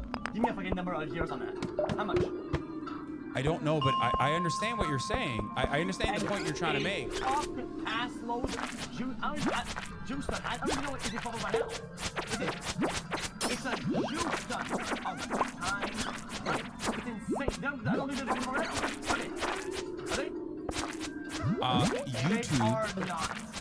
YouTube internally for Google is worth it. That's a great example. Google has AdSense. Google's AdSense makes a fuck ton of their revenue. YouTube internally is not profitable. It can be eventually, but YouTube's sustainability comes from the company that owns YouTube taking advantage of advertisement inventory. So what you're describing with respect to Steak is not even remotely applicable. It actually makes my argument. Steak sees Kick as a good venture, even though it's not profitable, because it drives traffic to Steak. Because Steak sees it as no different than, you know, buying ad space on a Formula One car or potentially buying ad space on fucking Chelsea Football Club. They see it as a marketing initiative, and that's why they're doing it, because they want to drive traffic. Why did Steak give $100 million to Drake? It's not because Steak didn't give $100 million to Drake because they love Drake's music. They gave him $100 million because Drake gambles on Steak all the time, and he posts it on Instagram, and therefore he gets a lot of other people to go onto Steak and gamble as well. Okay. And we went crazy on this argument. Let me finish my point about YouTube. So you agree that it takes a significant amount of time for something to become profitable, if it can become profitable in this industry. It takes. So why are you guys worried about the roadmap to profitability on a 6-month-old product comparing it to a 20-year-old product? Well, the only reason why we're talking about it is because you said that our speculation on why Steak has dumped a fuck ton of money into Kick is wrong. And you unfortunately haven't really provided any counter examples as to why their initiative and why they're spending this much money on Kick is actually for different reasons. I'm giving you why I'm speculating this way, and I'm telling you exactly why I believe Steak is putting this much money into Kick. I described to you step by step how we got here. So I want to hear from you, other than like a hypothetical future where like they do want to capture the market share, and although it seems completely impossible to do so. Yes. And I told you, there's a part talk, there's a part action. The part talk is about you. And I even offered those people, actually, on a contract under NDA, that you can verify it or not using any gambling talks, any topic of any kind. You can even bring up my blog, all the chat, and see there's any hint of gambling in it. And when it says no, on top of which, when I spoke to Eddie, I truly believe it. Eddie believes in the product and he believes in what he's doing. Whether it's a passion project, whether it's actually believes in the product and where it's going, regardless of the gambit itself, it actually does. And the one proof of that is that when I show you the next big signings of not only just this month, the continued efforts to make the brand stand up from Gamba. That's all. That's Felix, all that matters. I'm not gonna lie to you. I think this is why they gave you $100 million. Like you're doing it right now. Yeah. This is the reason. Like, listen, you might not directly need to gamble, but one, they know you will, and two, it's like foot traffic. People are gonna be on that website. There's gonna receive, you know, passive promotion per se. And obviously this is something that they know. They didn't give you $100 million for fun. That is obviously a number so clearly that there they are calculated based off of data they already have. What you just told me, what you just said, is you're saying it regardless what happens. We're just any substance that I bring up, with any roadmap, logs, talks, you will never let go of the idea. Even when proof pops up. Brother. Dealings with Gamba, you will never legitimize and change your idea. You are bricked into place. Brother, I have an example for you. Are you ready? And you're gonna understand my point. You're gonna understand my point. You and I have been to Vegas together. We've gambled together in Vegas. We've gone to casinos. Casinos have talent. It's not like when they're hiring Britney Spears, casinos are hiring Britney Spears because she's gonna personally gamble, or they're hiring Britney Spears because they think Britney Spears is going to urge others to go and gamble at the casinos. They hire Britney Spears because they want foot traffic into casinos. Stake has built Kick so that they can have foot traffic into Stake. You, in that regard, are no different than a casino hiring a famous, talented person.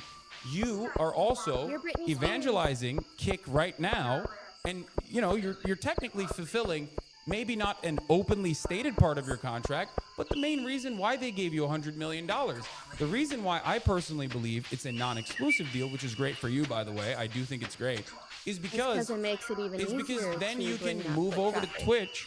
Oh, sorry. Yeah, I was gonna say you can directly. move from Twitch over to Kick, and your audience will follow you as well. If you went directly to fucking Kick, you would lose a big chunk of your audience that would follow you there. And that's not a diss on you. You have a massive audience. That much is clear. That's the I mean, same you literally for all bricked their streamers. website. But this way, you can slowly but surely funnel more viewership into Kick, which will ultimately open up more foot traffic for Stake. I don't know why that's something you would argue. We're not saying that long term they don't have plans to do more than that, but that's clearly the logic for now, and that's how they make money for now. And they haven't yet put into action anything that shows otherwise. If they were to create a new product that seemed profitable for them, their subs don't seem profitable, they don't have ads to profit from. So this is all we can really go based off of for now. Like you're the Britney Spears for Stake.com. That's what you're doing. Okay, and I mean, by comparison, I mean, you guys are doing the same thing for Twitch, which has more combined viewers on all sorts of categories than Kick will probably ever have in the next coming months, if not years. So, by default, you're doing even a bigger disservice. You're saying that because Twitch has the virtual casino slot on it, that we're actually driving traffic to the virtual casinos? We don't have control over Twitch. I would love for Twitch to eradicate all matter of virtual casinos. No. I want you to link the signings and the people that can be on the website to gambling, right? In a more efficient way that I can do it with Twitch and the ones that are on the website. We're not talking about the signings in particular. We're just talking about the infrastructure or the business structure of the website currently. Okay. When we are exclusive streamers on Twitch, we are driving traffic to Twitch. That's Twitch's goal. That's why they want us to be exclusive streamers on Twitch. That part is absolutely correct. You are not wrong on that. And certainly a part of that also is, you know, living with the reality that that is a website owned by Amazon, and Amazon is doing a fuckload of illicit shit and awful shit worldwide. I am completely aware of this. Of course, there is no other alternative that is more ethical, and that is a mental calculation that I've already engaged in, and that's why I am here, right? But as far as fuck, I just unplugged something. Work it backwards. Explain to me, what can they do to legitimize the fact that it's not about Gamba? It's about a live stream product. What can they do? Because I've tried multiple ways of showing you proof and telling you that it's not what it's about. It's about a good product. You and can't show. I mean, there really is no proof How do until you they're win there. then? How do you win then? How do you win then? How? Well, all you can do is say, hey, we have plans to change, perhaps, you know, how Kick is profitable in the future, and we don't want to rely on gambling. And we'll be like, okay, maybe we won't believe you, but you know. I said that, did that, yeah, showed you, and but the thing is, you voted your mind. And we can agree to disagree, and that's. Of course, we won't change our mind based off of you, someone who's being paid $100 million obviously So to it's promote. It's more than that. But it doesn't matter.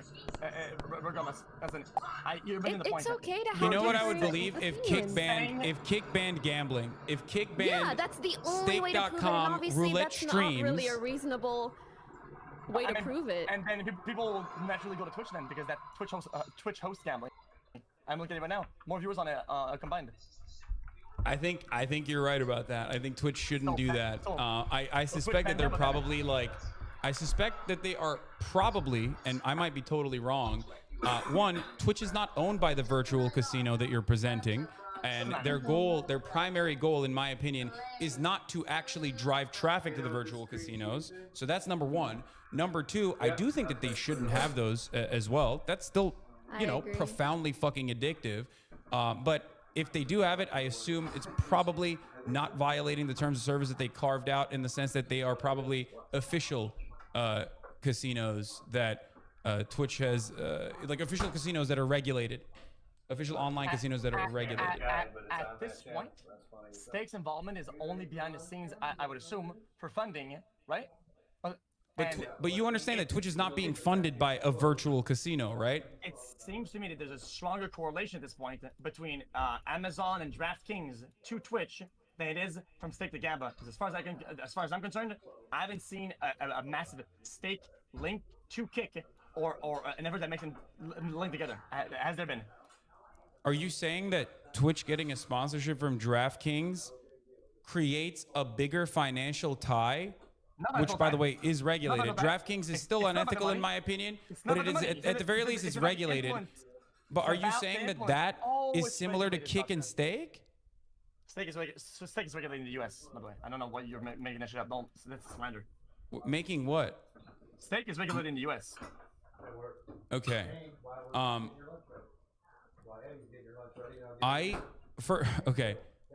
need to understand what you're trying to say. Are you saying to me that Stake's and Kick's relationship is identical, if not less relevant in this conversation than DraftKings and Twitch's relationship, like a sponsorship? Because it's like saying, Twitch is literally funded by the U.S. military, and that's the sole funder and sole contributor because they're running ads for Go Army. Ticket, my man. Right. No, I'm saying because that's not the case. I mean, because you have to provide some sort of link, right, to make the argument make sense. Yeah, you kind of have to, right? With a strong, you have to make an argument of it. Do you think DraftKings owns Twitch? Wait, no, that's not what I said. That's not what I said at all. I said there's a link there. Why does it matter so much, right? If Stake is somehow backlinked because of funding, Stake and Kick together, right? Why does that matter so much? If the whole product isn't about gambling, why does it matter so much? Let me ask you this: when you take an advertisement deal, when you take an advertisement deal from, let's say, an Activision Blizzard game, are you solely funded by Activision Blizzard, or is that a one-off deal? It depends. These things depend. Depends if it's like a super deal. I have to play every week. These links they vary in severity by a long shot. You can't make an argument with one sponsorship like that. You can't do that. I think you understand what I'm trying to say, though, right? Like having a sponsorship deal with a company is, while still unethical, mind you, I do agree with you on that. If that's genuinely your concern, I agree with you. I think it's fucking bullshit that Twitch has a DraftKings sponsorship. Having said that, however, there is a difference between getting an advertisement from a one-off Activision Blizzard deal, a sponsorship, versus ownership over an entire product. Stake entirely owns Kick. Stake funds Kick. Gotcha. So what you're saying is that because of where it came from, it must go back to it. It doesn't have any sort of ulterior motive, such as making a good product. What you're saying is that I think it's a bit of both. Comes from Gamba, right? And because it comes from it, next up, they cannot go to a good product. It has to be somehow, it's going to be tied back to it to refund it like that. Listen, it could maybe someday go to a good product, but that doesn't mean that we ignore the fact that, you know, it is entirely funded by and currently is still funded by crypto gambling. Correct? Okay. I'm not going to tell you what the future holds. I'm just telling you what the. I'm just thinking that is just a stretch. Sorry. What is a stretch? Okay, the reason why I spent pretty much an hour describing to you what financial avenues Stake has in its future for Kick was because it completely eradicates the speculative argument that you're making on your side, your position, which dictates that Stake wants Kick to independently be a thriving live streaming service on this ecosystem, because I've showed you that like either Eddie personally has an interest in like doing live streaming and he wants it for the love of the game, like, and he doesn't care if he loses billions of dollars doing this initiative. There's no alternative reason on your side, on your argument, for why Stake would be funding Kick. And by the way, having said that, if I'm not mistaken, Eddie has written extensively on his own Medium about how important the live streaming ecosystem is for online gambling. All you gotta do is change your clothes, put on some clean clothes. What's the big deal? Yeah, it's going also. So okay. Correlation, causation, whatever the fuck. You can't make assumptions on why Kick is the way it is and where it's going based off of the things that you can't back it like that. What I'm telling you is that I want to see a mentality change. I'm saying if you have a big amount, kick by size, right? How much does Kick have to grow past Gamma for you to stop the argument that it's for that? Like, how much does the Gamma pot have to shrink, right, for you to drop the argument? How much? Well, I will just at this point, it seems like you're never gonna give up. Right now, it's 100%. 100%. It's owned entirely by a casino, and there's no interest in like making it profitable at all in the near future. I guess like I don't know if the CEO doesn't agree with you on this. In tech in the last fucking 30 years. You know what I would believe if they banned crypto gambling on their website. If they were like, no links to Stake, we're not allowing any kind of. Twitch is a better shit. Holy fuck. That's what I'm saying. Then I would believe it because. My God. They're also not funded by it. Twitch doesn't gamble, nothing. Holy fuck. What are you talking about? Twitch is not owned by Stake.com. It doesn't make it any better that Twitch is still allowing crypto gambling, for the record. On the source that you will never let it go past its source to become something different. You're so glitched on it.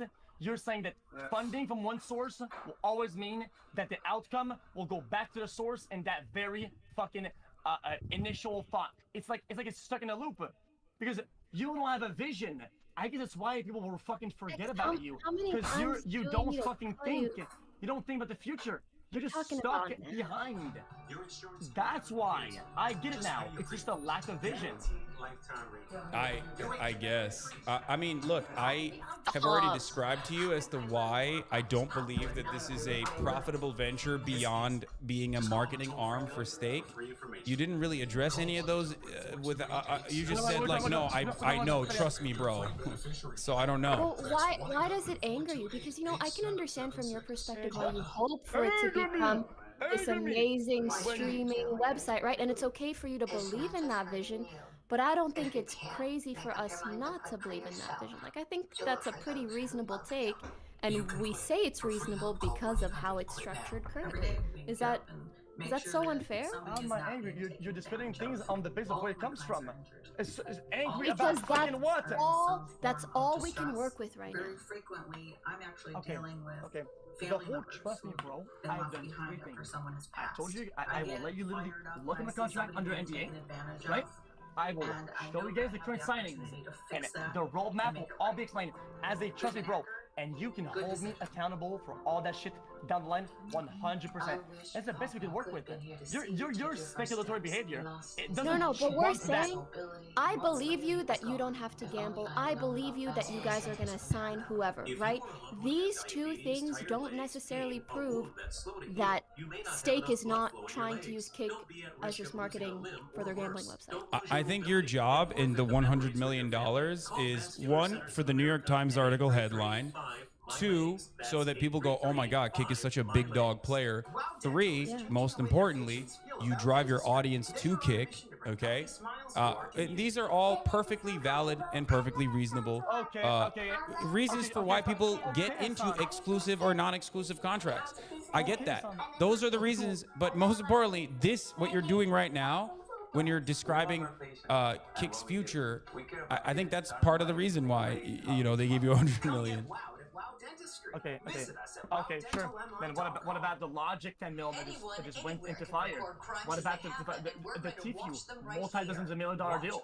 What about all the people that are being re-signed? What about all these signings? Did you just disappear and cease to exist because you brought up my signing? What about all these? What about them? What about all? No, they all serve the same purpose.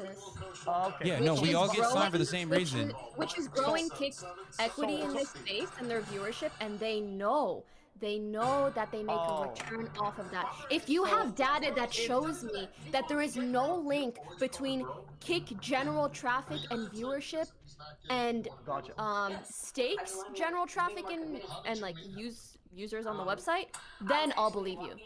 Okay. So what you're saying is that my signing is nefarious and dark, right? But every other signing on Twitch is all nice and cool. No, it's for the same reason. It's for the same reason. We are exclusive streamers for the same reason as you are a non-exclusive streamer for Kick. Twitch wants us to be here so our audience stays here. That's it. I'm not saying that that's wrong. I'm not saying that there's like some other fucking honorable purpose. No, of course. Twitch wants us to be on fucking Twitch. That's why they're giving us exclusive contracts. And the same reason for why Kick gave you a contract is so you drive traffic to Kick. It makes sense. There's no reason for that. Like, this is not an attack. I don't know why you're angling this as though like we're fucking criticizing you when we're just describing something super basic. And even if we don't like Kick, it's still not an attack on you personally. Oh no, it's okay. I think it's just gonna clear, like, you know, the behavior that you're doing. It's kind of like discredited by default. It's like you can't win battle, right? Like speculation and just saying things in the air because you know that gambling goes bad, it gets a lot of traction. You can just say that out loud and just keep parading it, right? It's a win by default. And you know for a fact that all the arguments always go back to it. And you didn't give me a roadmap on how to get out of that, and it's not possible to get out of that. Therefore, it's a never-winning battle because you will never change your mind, right? No, maybe our opinion is that regardless of the roadmap or the end goal, maybe we can disagree with that. Okay. No matter what their 5-10 year plan is. Well, you know what? The Earth is flat. Fuck NASA. Fuck SpaceX. And fuck you too. Fuck everybody. The Earth it generally is flat. You can show me if you want to that it's not flat. Fuck you because I said so. That's why. But Felix, what you're doing right now is the argument that you just crafted is more similar to your position. Which is the flat Earth argument. You want us to believe something just because you said so? Well, I'm telling you specifically why Stake's interest in Kick is different in my speculation, my educated guess on the matter, okay? And you're telling me, no, trust me, bro, Stake actually will make up the hundreds of billions of dollars of infrastructural support necessary to even become a competitive player to Amazon's web hosting services, and they will fucking build all of that down the fucking line, even though they're generating $2.6 billion in revenue with very little overhead. And why will they do that? Why will they compete against Amazon? Because ultimately, they have it in their hearts. They love the fucking game. They love live streaming, and they want to fix it, right? And that argument, unfortunately for me, sounds very similar to what you're saying about the flat Earth, because you're just you want me. You're not giving me enough reason to believe you when I'm giving you effective counters as to why I believe my speculation is correct on this. Makes sense. what we're saying is that if you make money off of something, you are now locked out of doing other endeavors and have other interests. I'm not saying that at all. I'm not saying that at all. By default, you are literally locking everything. I'm not saying that at all. Felix, I don't know if you're strawmanning me or if you genuinely are not understanding my position. I never said that. I'm saying Steak could genuinely want to build a live streaming service, a standalone live streaming service, and they want to make it profitable, right? Let's say that this is true. That is your argument, right? I'm going to do this for you. I'm going to break it down piece by piece. I'm going to steel man your position, okay? If you believe truly that Steak wants Kick to be independently successful and maintain market share and actually eat away at Amazon's market share and beat out Amazon and eventually make a profitable standalone institution that is monopolizing the live streaming service, they need to dump a fuck ton of money that they currently do not have into building out servers all around the fucking world. They do not have that kind of money. They will never have that kind of overhead, no matter what happens, because they do not, like, Steak doesn't have that kind of money. Do you understand? That's why I gave you the Microsoft example, and that's why I gave you the Amazon example. And Twitch didn't either at the time, and then they got bought out, did it not? Yes. You're right. Twitch got bought out by Amazon because Amazon wants to have monopoly share of the live streaming sphere because they believe that it's a good investment to do that so that they can basically funnel more traffic into Amazon. They can sell more of their products. They can do possibly QVC down the line. This is huge in China. One of the largest live streamers in China has like 60 million live concurrent viewers. His name is Lipstick Man, okay? Listen, this is important. Dude. All this guy does is literally sell products.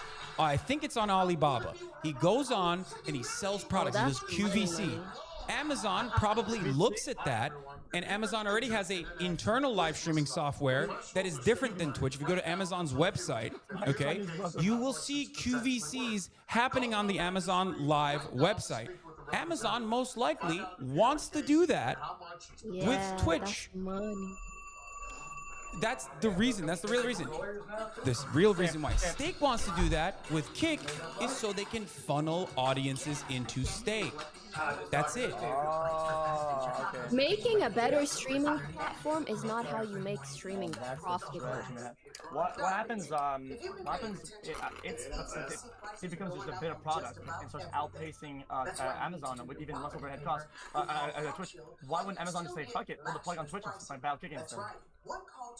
Why not? You're not wrong on that. I have actually brought this up as well. I think if Amazon believes that selling AWS and IVS as a separate service to competitor live streaming platforms that want to get in the game is more profitable than running Twitch in the long run and having monopoly over the live streaming sector, they will inevitably just do that. They will just outsource it and they will make more money that way if they truly believe that that is the case. This, however, does not change the reality that Steak is still operating at a loss in that regard, but that loss is a return on investment for new eyeballs coming into Steak.com. If tomorrow Steak became, or Kick became, if Steak became the company that owns Kick, that became the monopolizing force in the live streaming service, my argument would still stand. Sure, makes sense, yeah. So you're going for the long haul, right? So it's like, oh yeah, they're trying to do this to ultimately do that, or ultimately sell more products, right? But then you would make the good correlation for a fact at this point. Now you have all the data to say that, oh, hey, maybe Amazon wants to do some fucking, oh, what if could it be possible that down the line this whole draft thing, right, and this whole Gamba shit is made to fucking do even more sports betting, which already fucking America, like one of the biggest problems out there. Couldn't that be one of the ways that they deliver the product, or whatever? Is that one of their side goals? Nope. Using your own argument? Are you saying that Amazon is going to take on more sponsorships that are damaging? Is that what you're asking? Like down the line? They also damaging. Why would they? Okay, but your argument there is Amazon taking on a DraftKings sponsorship is identical to being owned by DraftKings. I'm not even pro Amazon. I think it's fucking bullshit that they have a DraftKings sponsorship, by the way. I do think it's ridiculous and hypocritical that they are like, oh, no unregulated crypto casinos, but DraftKings is fine. One day after they fucking eviscerated crypto gambling on the website. But the difference between you and I is that I do have a moral position on this. Your moral position on this on the other side of it. You don't have an issue with DraftKings, just like you don't have an issue with Stake. I don't give a fuck. at all. I'm just pointing the fact that you even pointed out that anytime his medium or whatever that you said on his thing that there's value in like live streaming and gamba shit, and then and Stake, and now they get DraftKings. Couldn't that way to be down the line? Did they want to propel that and use a live audience to do propel sports betting? They probably, I would assume they probably are doing that if they're not already interested in doing that. Like television does it all the fucking time. I do agree with you. I think that is immoral, and I do not have the same level of power over Amazon, a multi-billion-dollar corporation, to be able to stop them from doing so, even though I do speak out on those matters all the fucking time. Even then, however, that's because I believe that this kind of promotion of gambling is bad. It ruins the sports, it ruins sports watching in general, and it ruins lives, okay? Having said that, however, Amazon is not owned by DraftKings. Amazon or Twitch is not owned by DraftKings. So what you're basically saying is like, what if in a hypothetical scenario, Twitch was owned by DraftKings in the future? What would you say then? Do you see what I mean? No. Finish sentence one more time. You're 18 years old. Yes. Okay. Finish sentence one more time. Do it again.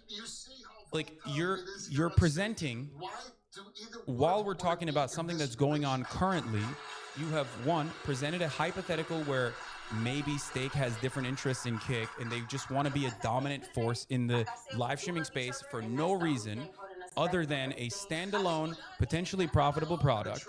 That's number one. You gave not really a lot of examples as to why that's the case. And then you said, what about in a hypothetical that Twitch is now owned by DraftKings somehow, and you're still working at Twitch? Well, I mean, I don't give a fuck about any of it. I genuinely don't care about any of it. I think it's all fine. Okay, yeah, I think it's all fine. but I genuinely don't understand what the argument you're trying to present here, because I don't understand what the argument you're presenting. I'm just saying the direction of the product. There's more hints that Twitch wants it to be like that than currently Kick has. Kick hasn't done anything that is towards Gamba. Zero. Have you ever cheated on her? There is zero. None. Wait, what? Say that again? What has Kick done to link themselves back to Gamba? What has Kick done to link themselves back to Gamba? Yeah, they're owned by the casino. They are functionally the same as all of the amenities inside of Vegas. When you go to a Vegas casino, they have a lot of amenities. They don't host Cirque du Soleil because they fucking love acrobatics. They do it because they have amenities to offer people to get them inside of the doors of the casino. When you run a casino, one of the primary things that the casino owners want to do is keep you on that fucking seat. You know this just as well as I do. Their goal is to first get you in through the door, and then their second goal, and more important goal, is to have you sit the fuck down. That's the reason why the stake.com roulette tables are flashy, and they got all these fucking lights, and it works with your ADHD brain, right? And the same goes for how they're trying to drive traffic into the casino. You are no different than the buffets, the pool, and Britney Spears. That's what you're doing. You are the Cirque du Soleil of stake.com. Makes sense. So basically you're saying that you're delegitimizing all the efforts of live streaming and narrowing it back down to just simply Gamba. And in that case, No, I mean, Cirque du Soleil is not like fucking bullshit, dog. What do you mean? That's like also a massively successful franchise with people fucking toiling their entire goddamn lives. This does not devalue you at all. That is something that is inside of your own. No, the reason why you're saying that is because you deep down inside think it's undermining you, that you are potentially a big billboard for steak, because you have an issue with it, even though you took the fucking deal. I think that's what it is. Oh, wait, hold on. Oh my god, I feel bad now. Wait, you didn't get it right. I don't give a absolute hint of a rat's ass that could be the case. Imagine thinking you give a fuck. I've done full-on 10-hour gambling streams in the past, right? That would mean that I'm scared of that. I'm scared of that shit. I don't give a fuck. What up there? But it... What care? Fuck? Okay. I love that shit. If that's not, if you're not worried about it, then there's no reason to even counter this. When I say you're an expensive, very expensive billboard for steak, why would you even have an issue with that then? If you truly have no moral problem with that, then I don't understand why you have an issue. Like, I don't know why you're so defensive over it. Because I don't think that correlation, don't expect it to the product direction. Because of where it came from. It's short-sighted, it's stupid, and it's anti-progressive. It looks and sounds stupid. If the product becomes good because it's good, let it be. Why are you so mad where it comes from? That means that I'm not even mad. I've openly admitted that I'm selfish, and that like. I know that the funding mechanism is still technically for fucking steak to drive more traffic to steak.com, but even then I still want it to be a successful platform so that there are more competitors in the space, which will ultimately make the live streaming space a better experience for the consumers and better for the actual streamers themselves. So on that front, you could actually own my ass and say, well, you're quite hypocritical. You want steak to be successful, and yet you think, or you want Kick to be successful, and Kick's only mechanism of success is offering steak more fucking traffic. Here, I'll make a better argument for you from your perspective. And to that, I'll say, yes, you're right.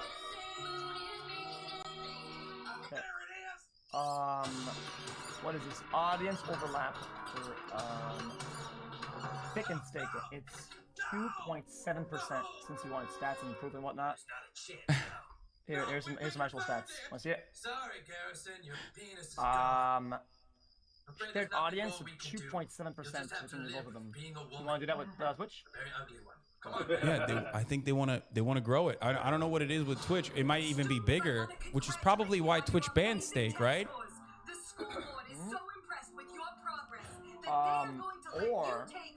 Or the fact that they want to monopolize it, and with DraftKings coming in a day later, they want to push that as the main drive for it.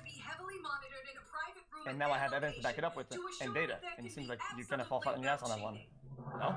Wait, what? No, what do you?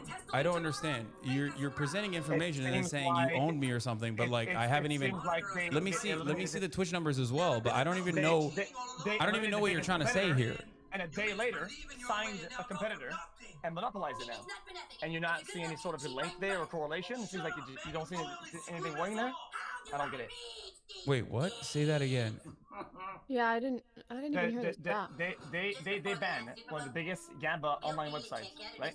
And the next day, they signed a deal with a competitor. And you don't think that's like a little bit maybe goal-driven or suspicious or anything like that? You're just gonna glaze over it? I actually don't know what you're referring to. I think, are you talking about DraftKings? Is that what you're saying? Yes. Like they banned Kick and then they literally signed a deal with DraftKings the next day? Yeah. I think those two deals are related. I think those two deals are related. When you're a website engaging in live streaming owned by fucking Amazon, you're under a lot of federal scrutiny. So right at the heels of like a massive gambling sponsorship that they were about to unfold, they probably decided to take off all of the most successful unregulated gambling like crypto gambling casinos off of their website, so that if the fucking federales come kicking down their goddamn door, they look a little bit more clean. That's probably part of the reason. But ultimately, DraftKings doesn't own Amazon, and it certainly doesn't own Twitch either. Also comparing. So if they care so much about that, then they would have probably banned Blaze at this point, right? Blaze is gonna. I don't know what Blaze is. It's new guy. You guys got chambered into the fucking mag. Fucking awesome. Let's take care of that. Thank you for bringing this up in front of hundreds of thousands of people. I'm sure. I hope Twitch takes action against that. As the little dumb guy who doesn't drive anything and does nothing, I am going to nudge it in the right direction. Holy fuck! Because there isn't some guy out there like me that we don't like that's doing it. I have to want to say it. Otherwise, holy fuck! Nothing happens and it gets done. It's almost like people don't care about the actual endeavors and the problems. They care about the people doing it. This is no different than Trainwreck's argument of if you ban one type of gambling, why don't you ban all type of gambling? My entire stream is not going to be dedicated to fucking trying to eviscerate gambling. Then go ahead and dismantle my argument then. Because it seems like I just made all the points one at a time to point at something, and I got there, and now you're saying, oh, we're going into this guy, he's schizo, he's training, and I lose the idea on the base of that. We didn't say any of those things, dog. What the fuck are you talking about? Differentiating. Who are you talking to? Unregulated crypto gambling and ways to gamble already that are legal. Because you're saying that I'm doing a train argument. That is, by definition, you are quietly telling that I'm schizoing because I'm doing a train argument, and you know what you're doing. You're not stupid. No, I just meant you're making the same argument as Trainwreck. I didn't say it's schizo, dog. What the fuck? I built myself. I built the argument. No, it's the same argument that Train has made. That's all I was saying. That's just the way he talks. There's no need to take it personally. I built the profile. I made a couple points. I made a couple things.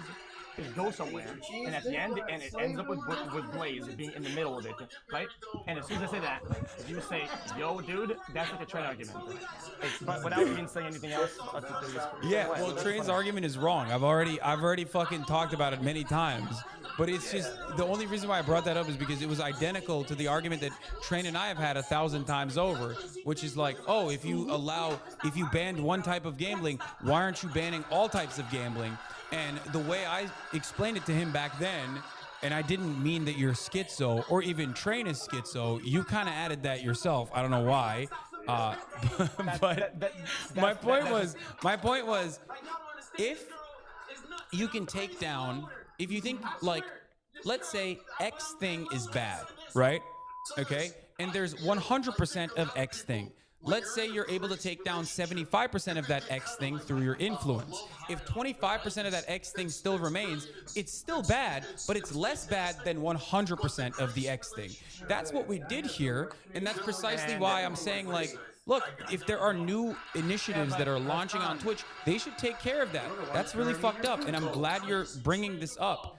I was completely oblivious to it. Nobody cares about X thing unless I do X, or Train does Y, or I do Y, or he does X. Like, nobody now you do sound a lot like Train. Nobody cares about the actual endeavors or the problem. People care about the people doing it. That is just inherently true, and you fucking know it. And you know okay, so here, I'll give you an example. I'll give you a great example of this. For that to be true, you think that we have a personal vendetta against you and Train, and we're just against everything that you guys do in particular? No, I think the brokies got mad when they get their deals, and then they went against it, and everybody went with it, and they were like, guys, fuck gambler. Do you think me and Pokey had deals? We've already talked about the fact that, like, if we fucking wanted to, we could. Don't you think we would be arguing that stake and kick are unrelated so that we can get a kick deal? But be like, oh no, I'm against crypto gambling, but kick is different, so we can suck up to them and get a deal. Like, would that not be fucking easy? Okay. I feel like it's harder to stick to your guns. Okay. Yeah, it is. You get fucking punished for it endlessly. But Felix, no, it's not derailed. You said like brokies are against you because they didn't get fucking deals, and it's not applicable to either of us. It's not applicable to either of us. And the only other person I have heard this from is Trainwreck, who like thinks that we're out to get him. all the time. Your tweet maybe had 400,000 likes or whatever. It doesn't matter if it's you too. It's the rest of people. The argument still stands. The argument still stands that people just weaponized it. Yeah, it's just how it is. Like, what are you guys talking about? Weaponize what? This whole anti-Gamba crusade, guys, it's anti-Gamba. No, it wasn't. No, it wasn't. If people cared, actually, It wasn't anti-Gamba. You think? You think it wasn't? It was just like a different reason. It was legitimate, weird, pent-up jealousy that they use as a spear, and everybody hopped on the dick train to get it through. That is just flat out the truth, and anything else you're gonna say is completely irrelevant. Okay, I'm asking if you're talking why do you about think your other audience? people, sure. But if you're talking about us, then say you're talking about us. Like, I'm not gonna speak for other people. Yeah. So, Wait. They are as relevant as you. That's because you say the line, and everybody repeats it. That those aren't together. Like, you guys understand the movement, the people behind it, the people that were out there, people that were commenting on it. You know for a fact that you're not the only driving force in this. Like, you didn't change the world out here. You're not like a fucking. Sure, I can imagine that there you're are not a hero, people bro. who Like, once chill out. they see I the never amount said of that. money that Kick is giving out, yeah, maybe they changed their minds and they want. They used to be against crypto gambling, and now they're like, oh, but I want to kick it. Sure, I don't fucking know, and I don't fucking care about them. If you think that's us, say so, and we can argue against that. I don't think he thinks that it's us. He's just saying that there are other people that are supportive of this endeavor that were hypocritical. But I don't know why you're bringing it up, because it's irrelevant in this point of. It's irrelevant in this conversation. Yeah, listen, there's fakies everywhere. Sure. Yeah. What's that? And so Like, it just seems like whenever people make arguments and shit, I think there's a lot of people that shifted the argument and made things feel and sound different, and everybody always lets damage happen, and there's a lot of collateral damage in this whole saga, and nobody cares to debunk dog shit arguments when they're made if they makes them win. When it's the same as you guys. When you say something that is wrong, right, and you misspeak, and nobody corrects you because everybody's on your side, you don't go back and correct it because you cash in your win. You always cash in your win, even when it's wrong. Always. But you haven't given me. Look, if we're both speculating about Kick's interest or Stake's interest in Kick, I've given you plenty of examples as to why it's not ever going to be, in my opinion, primarily as a standalone product that isn't there to basically drive traffic into Stake. I told you exactly why that is the case. You did not actually give me an effective counter argument or why you even believe that that will not be the case and how it can ever be done. How the infrastructure can be handled by Stake. Is your guys' internet working? No. Like, that's my point. Because the thing that you're showing me right now, is a perfect example of this. Let's say tomorrow, Kick.com and Stake.com's traffic share doesn't change, right? It's still 2.7% of a shared audience, okay? Let's say that's the case. That percentage doesn't change tomorrow, but Kick.com becomes the behemoth, the next Twitch, okay? The numbers in that 2.7% are going to be ginormous, and I believe that Stake is banking on that. Even with the metrics that you're showing me, you're not actually providing a reasonable counter argument to what I'm trying to say, because the 2.7 of, wait, hold on, show it again. No, don't show me that right now. Let me look at the numbers real quick. Sorry. I don't care. I don't care about what fucking like Summit's poke stream. Hold on, stay on course. Right now, there is a shared unique visitor of 136,456 people, right? Those are the number of shared unique visitors. That number will 100x if they reach Twitch's size. If Kick becomes Twitch's size, that percentage will most likely stay the same. Actually, it probably will be a little bit smaller because let's say Stake's website is not going to grow. But even if that percentage goes down, the number of people in that shared audience is still going to increase. What that means is they're still going to have, this time, 1.3 million shared unique visitors that are going in there and going to Stake. And the difference between 136,000 and 1.3 million is why Stake is dumping all these funds into Kick to make it a dominant force in the live streaming sphere. That's my argument. I just want to add, okay, no matter what percent shared users they have, it might look like a small percent, but the fact that Stake deems Kick a worthwhile investment goes to show that that percentage is enough for them to get a return. Okay? If it's 2%, 3%, 5%, it's enough. Those people are clearly spending enough that Stake says, yes, we should keep spending millions growing this platform. Is that... Do you get what I'm saying, by the way, with the numbers that you showed me? That's just basic business principles. It's a very correlation causation argument. You've admitted that whether anything happens, you won't change your mind on it, so it doesn't matter. And you made the argument to ban if you present me, won't even do. If you present me with new information, here, let's say, like what? Let's say that Stake actually purchased the entirety of like Azure's cloud hosting services, web hosting services, okay? Let's say that that's what happened magically. This multi-$100 billion franchise was bought out by Stake tomorrow. And then you said, and Stake's ultimate goal is to basically completely remove themselves from the equation, give all of those servers to Kick, and they are not even remotely interested in like driving traffic back to their side. That would be a little bit more believable. Even then, it doesn't change the point that like, just like Amazon is interested in driving traffic to Amazon from Twitch, inevitably down the line, I still believe that Kick is going to drive traffic into Stake. That's why Amazon bought Twitch, and that's why Stake built Kick. So you want Kick to do the things that Twitch won't do in order to squash the claim, pretty much. You're saying that you want them to do better to prove the same thing. I want them to do better in general because I want them to actually be competitive in the marketplace. Yeah, didn't Twitch at least ban unregulated gambling? If Kick did that, sure, I'd be... No. Stop. You just got things. Don't say a claim that's false and then keep going. If I stop. No. There's multiple websites that are still allowed that are all unregulated, that are on a daily, that garnish thousands and dozens of thousands of viewers on a daily basis. Nobody cares because I'm not the one and Twin isn't the one doing it and gambling. And you know that it's true. It's true. What? Isn't a big dog doing it? This doesn't address the claims that Pokey's making. Do you know if that's true?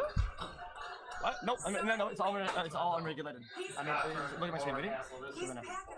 Okay, this doesn't address the claims that Pokey's making, number one. Number two, you keep talking about yourself, right? You keep talking about yourself and saying like, oh, it's only because of me that people care about it. There is an element of truth to what you're stating. Now, the reason for that is simple. For example, on this website, if I go down to the Just Chatting stream, to the bottom of the directory, there are people streaming porn right now, okay? There are people streaming illicit content right now, illegal content right now. The difference between a bottom-of-the-barrel Andy or 100 viewer Andy even doing something like that versus you, the largest streamer on the platform doing it, is of course going to be additionally problematic if people have an issue with it. So I don't know why you think that this is like a major own as far as like you singling yourself out. Of course, the reason why we don't know that like fucking Blaze exists or whatever is partially because Twitch has made assurances that it's fucking illegal. That it's illegal to do crypto gambling, unregulated crypto gambling on the fucking website. But having said that, Twitch's terms of service dictates that porn is not allowed on the website. Twitch's terms of service dictates that you can't have like a fake Elon Musk cryptocurrency rug pull live stream on the website that is botted to shit. And yet for some reason, these things keep happening. Please say two things. Please. Okay, go ahead. Two things. One, I would be very impressed if Stake took the exact same stance as Twitch, which is just prohibiting streaming of gambling sites that include slots, roulette, or dice games that aren't licensed either in the US or other jurisdictions. If they did that, I would believe that they care more about streaming than they do about the profits that they would get from gambling. Okay, one. And two, I want Okay, you said the only reason people cared back then is because me and Trainwrecks did it. People don't care because it's you and Trainwrecks. You guys just bring along these massive audiences, which brought more spotlight to an issue, made it a larger issue, and then people started caring about it. We're not following you guys as individuals trying to get angry about things that you do. It's about the audience that you bring to these things. Don't be mad that you're popular. Nobody said this shit. Even the popular ones. You're not. Sorry to say. You and Hassan aren't that cool with your anti-democratic. The main drive that caused the wave initially is somebody who didn't get a deal, who caused that wave, and he just hopped on it to look good. That's the only reason. Who didn't get a deal? You guys didn't say shit initially.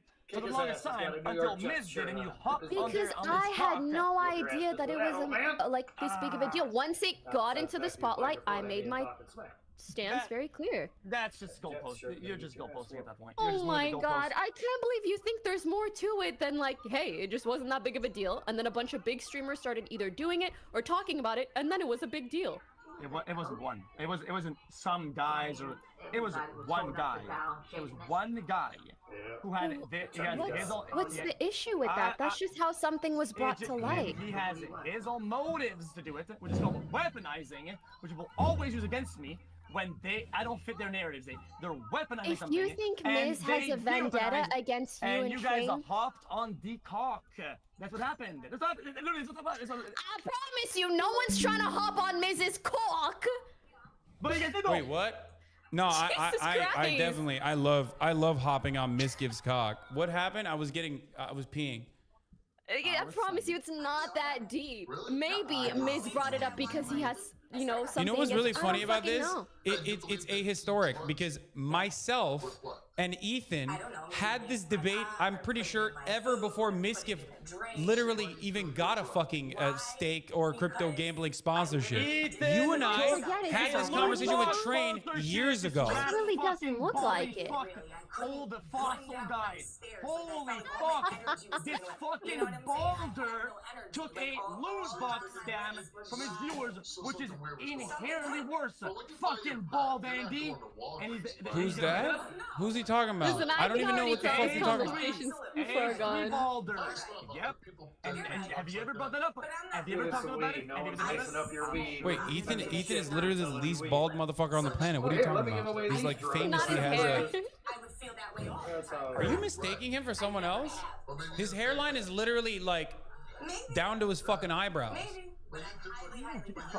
He has white hair. The man is 60. Wait, okay, that's a different. Okay, so that's a different argument. So I don't know what Ethan did. I don't know what you're talking about. What is it? He did like a loot box or something. What? I'm pretty sure. Chat, give me the files on that. Oh, so Okay. you're not sure. I'm pretty sure. I checked last time, but Wait, did you fucking just say that this dude did some shit that I didn't even know about? You called him bald, and then you said he has white hair. Like, I don't even know what the fuck you're talking about. Bro.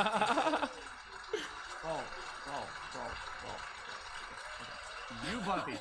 I'm just saying it's because you're using it as an example because he's not sitting on that department. Okay, I agree. If he did some like gambling shit, then I think it's fucked up that he did that. Good thing he's not doing it any longer. I think. I don't know. Oh shit, I like that. Look at that. You can pay money. It opens up some chests. Whatever. And it has this. Look at that. Ethan. Is that your boy? Is that him? Is that your boy over there? Well, you're comparing all sorts of like chess and gambling Brother. and this and that to the worst of the worst. I don't know why you think this is Stake a own. crypto Like, what do you mean? unregulated. Okay, that's bad Because and wrong. You bring it. Okay, and have you talked about it? It seems like you don't care because it's your friend. So you seem like you care back in the days because it's for virtue. No, I have never talked about it because I had no fucking idea. Felix, why the fuck would I? It's a fucking mobile game loot box from 4 years ago. How the fuck am I supposed to know every single thing that this man has done? He's also said the N-word with a hard R, and he very openly has apologized for it multiple fucking times. It's like bringing that shit up and being like, whoa, remember when he said the N-word with a hard R? Well, that's really fucked up that you're working with him. It's like, yeah, I know that. I know that, and he's addressed it. And then that was like bringing up Jolt Coin from fucking Twinkle way back when, right? That would be the same type of behavior, right? Bro, I don't even know what the fuck Jolt coin is either. It's like some shit that Miski brought up about Train, no? Okay, so now it's valid, the one's not valid. But what aboutism is going really far? Dude, are you okay? I wasn't saying you're train washed or you're train posting beforehand. I was saying your arguments resemble trains. Now I'm saying it. You're fucking train washed, brother. Who the fuck talked about Jolt coin or Miskiff or any number of things? Now I'm saying it. You're fucking, you are schizo. You're behaving schizo as fuck right now. You guys care about things based on what it looks like and what you gain out of it. And that's just how it is. It seems like the care What is going on? Bro, you're fighting fucking shadows. You're fighting demons in your head right now. What the fuck? What are you talking about? I'm just saying, your focus shifts based on who's doing it. And I think that's inherently bad. At least it's a good move. I don't think that's true. You're right. I think I should go back. If the same issues were brought to him or me, no matter who's doing it, we would be against it. Maybe it would only come to our attention because someone as large and prominent as you is doing it, but that doesn't make it personal or different for different people.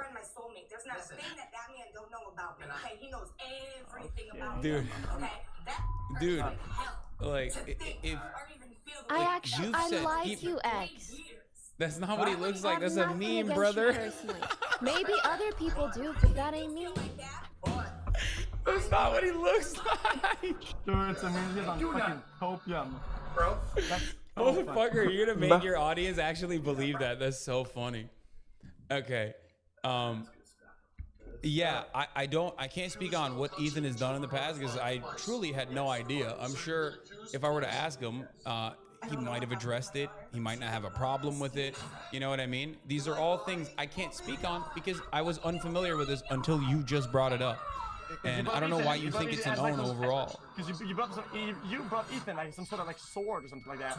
No, because no, I didn't. Ethan is irrelevant in this conversation. I brought him up because to say you, me, Trainwrecks, and Ethan Klein had this fucking argument about crypto gambling literally years before Miskiff ever joined the fray, before Miskiff ever got in the conversation.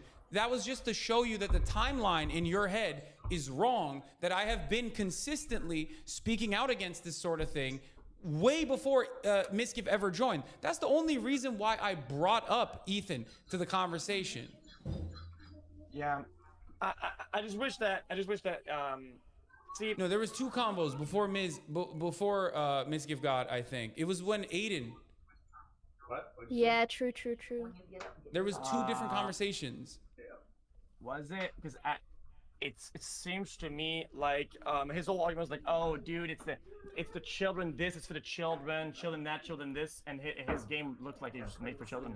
That's their main appeal, so I think it's kind of rich, but it is what it is. Okay, but again, you should take that up with Ethan. I think he would love to have you on the stream, probably, if you wanna talk to him about that. Ethan is a snake. He's just very snake. Wait, I like you his can't just say that. You can't just, oh, come on. You can't just like be like, oh, he's a snake. I'm not going to do it. Like, you've gotten much better at debating. You've gotten much better at debating over the years that I've known you. You should debate him on it. Okay. I think Ethan will quite literally cook me every like 2 weeks when he gets bored. Literally, he'll say something sly or some dog shit. He does.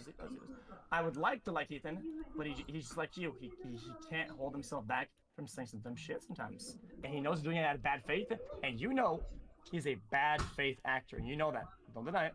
I don't think he's a bad faith actor. I disagree with that. The common shared perspective online, especially from like people that don't like me and don't like Ethan, is that yes, he is bad faith, but I don't agree with that. Yeah, well, I do think that based on the perspective and the movement behind, you guys justify or not justify some of the behavior and some things that you guys do overall. If you have the right opinion, you have more leeway to do dumb shit compared to if you're on the other side, which I think is. I definitely disagree with that because I have no fucking leeway. How can you say that when I believe what I'm advocating for is correct? I try to live by those principles as best as I can within the current restrictive confines of existing under the society that we live under. And yet, I get fucking yelled at for buying a house. You've been inside that house. As far as like other streamers and shit, that house is nothing. And yet it's still used. People still, including Train, speaking of bad faith, Trainwreck is the #1 bad faith, Andy. He keeps saying like, oh, develop systems, develop systems. We've had a conversation where I've described all this stuff to him, and yet he still turns around and goes on a fucking phone conversation with like the owner of Kick, and they're over there talking with like Travis Scott's manager about how I'm like, I live rent-free in their fucking minds for some goddamn reason. They're like supposed to be doing like a site-wide announcement or some shit. And even then they're talking about how I'm a fucking fake socialist or whatever. Like, come on. That's ridiculous. That shit is unironically bad faith, especially because I've literally sat him down and walked him step by step over this point of contention supposedly, and he just fucking wiped it out of his mind for some reason. Now, having said that, the reason why I brought this up is because you said if you're on the right side of the conversation, if you're advocating for your principles, you have a lot more leeway to fuck up. That's not true. Yeah, I think sometimes you'll if you're on the right side, you're gonna you let more. I think you're like, cooked. dodging happen. You think I'm cooked? No, I think you're cooked if you're on the right side of a conversation, because a lot of people on the internet think that authenticity can only be explained and showed through being like edgy or fucking saying unhinged shit. People I think genuinely look at others who are being edgy and go, oh, that guy's real, he's being real. When you fucking advocate for certain principles that you believe in, they go, that can't be real, he must be virtue signaling. No one fucking feels this way in reality. They're just trying to be nice. Yeah. So I don't even think that is true. You're gonna cut back on your pot use. This discussion, even though, we're not right. A little bit overboard. Yeah, it was good. It was good. I think we're at an impasse. No. Yeah, I gotta go do some IRL streams too. I gotta go fucking touch some Japanese grass. Oh, man, Lovely chatting with you both. Wish you the best in life. Love. Likewise. And all things. Yeah. Bye. Bye. All right, bye everyone.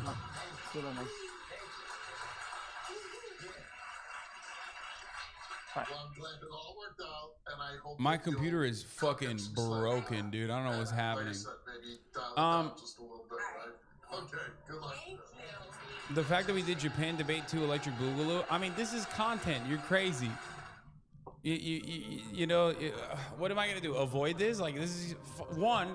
It's an issue that I do have a genuine belief in, and two, not only do I have a genuine perspective on this, XQC was like watching my VOD and yelling at me, so I wanted to address it yesterday regardless. So this was a good opportunity to do so.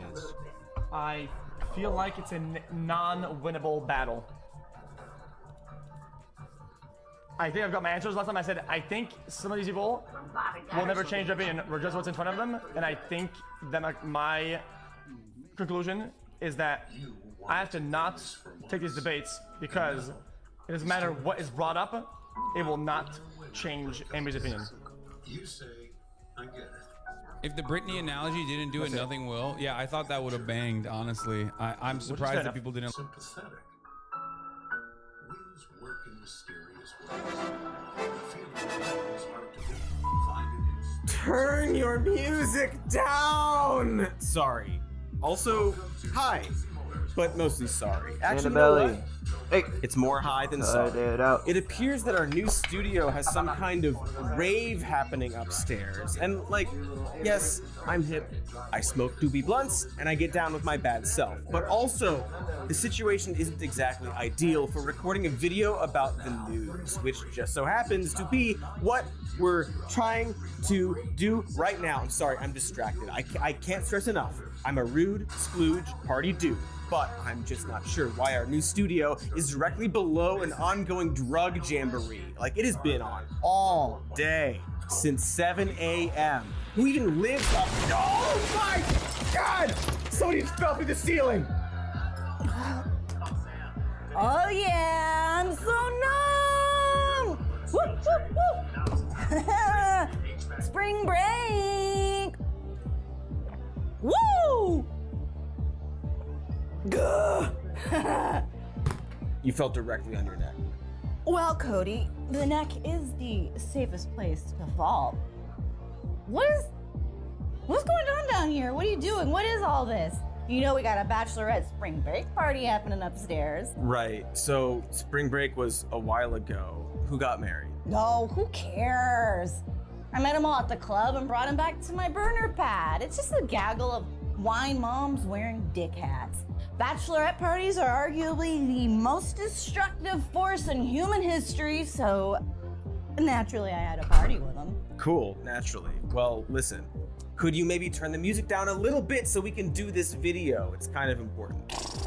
Come on, what are you, the sound police, huh? You the sound police? Because only God can be that. I know, listen, what we have to talk about today is going to affect not just you and me, but all of those wine moms upstairs. It's worth an hour of keeping the sound down, please. Oh, really? Really? What could possibly affect a group of middle-class wine moms getting their drink on while holding babies? Are drag queens coming for your kids? Just a little lower. Great, thank you. Awesome. Okay, party on. This is definitely a question. Are drag queens coming to hurt your kids? While a lot of you already know the answer, this is apparently something that a lot of people are asking right now. Because here is some of the news. Currently, there are 20 different states considering some new law restricting drag queens because of a newfound fear that they are either indoctrinating or grooming young kids. Tennessee became the first state to ban public drag performances, with many more bills on the way. Florida is also getting there because, of course, they are. Good luck, Florida. Florida is the Disney World of states with regressive laws that also happen to have a Disney World inside of it. This new animosity toward drag was sparked by a lot of bizarre controversy surrounding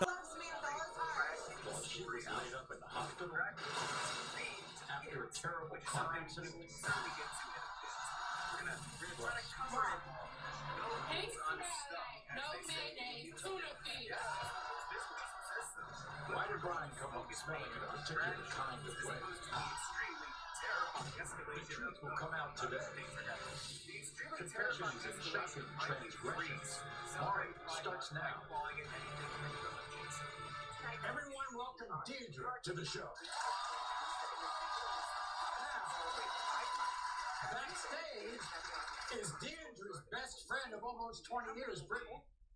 And for the past 3 years, Deirdre has been dating around the month of June. It has always received some criticism, but it's taken a more aggressive turn this year. Quote, people have confronted workers in stores, knocked down Pride merchandise displays, and put threatening posts on social media with videos from inside of the stores. Oh, right! Happy Pride Month! Sorry it's so bleak and embarrassing out there. Sorry that a lot of people have blown their hollow gourds over companies daring to sell adult, tuck-friendly swimwear and sending a few custom beer cans to a trans influencer for TikTok.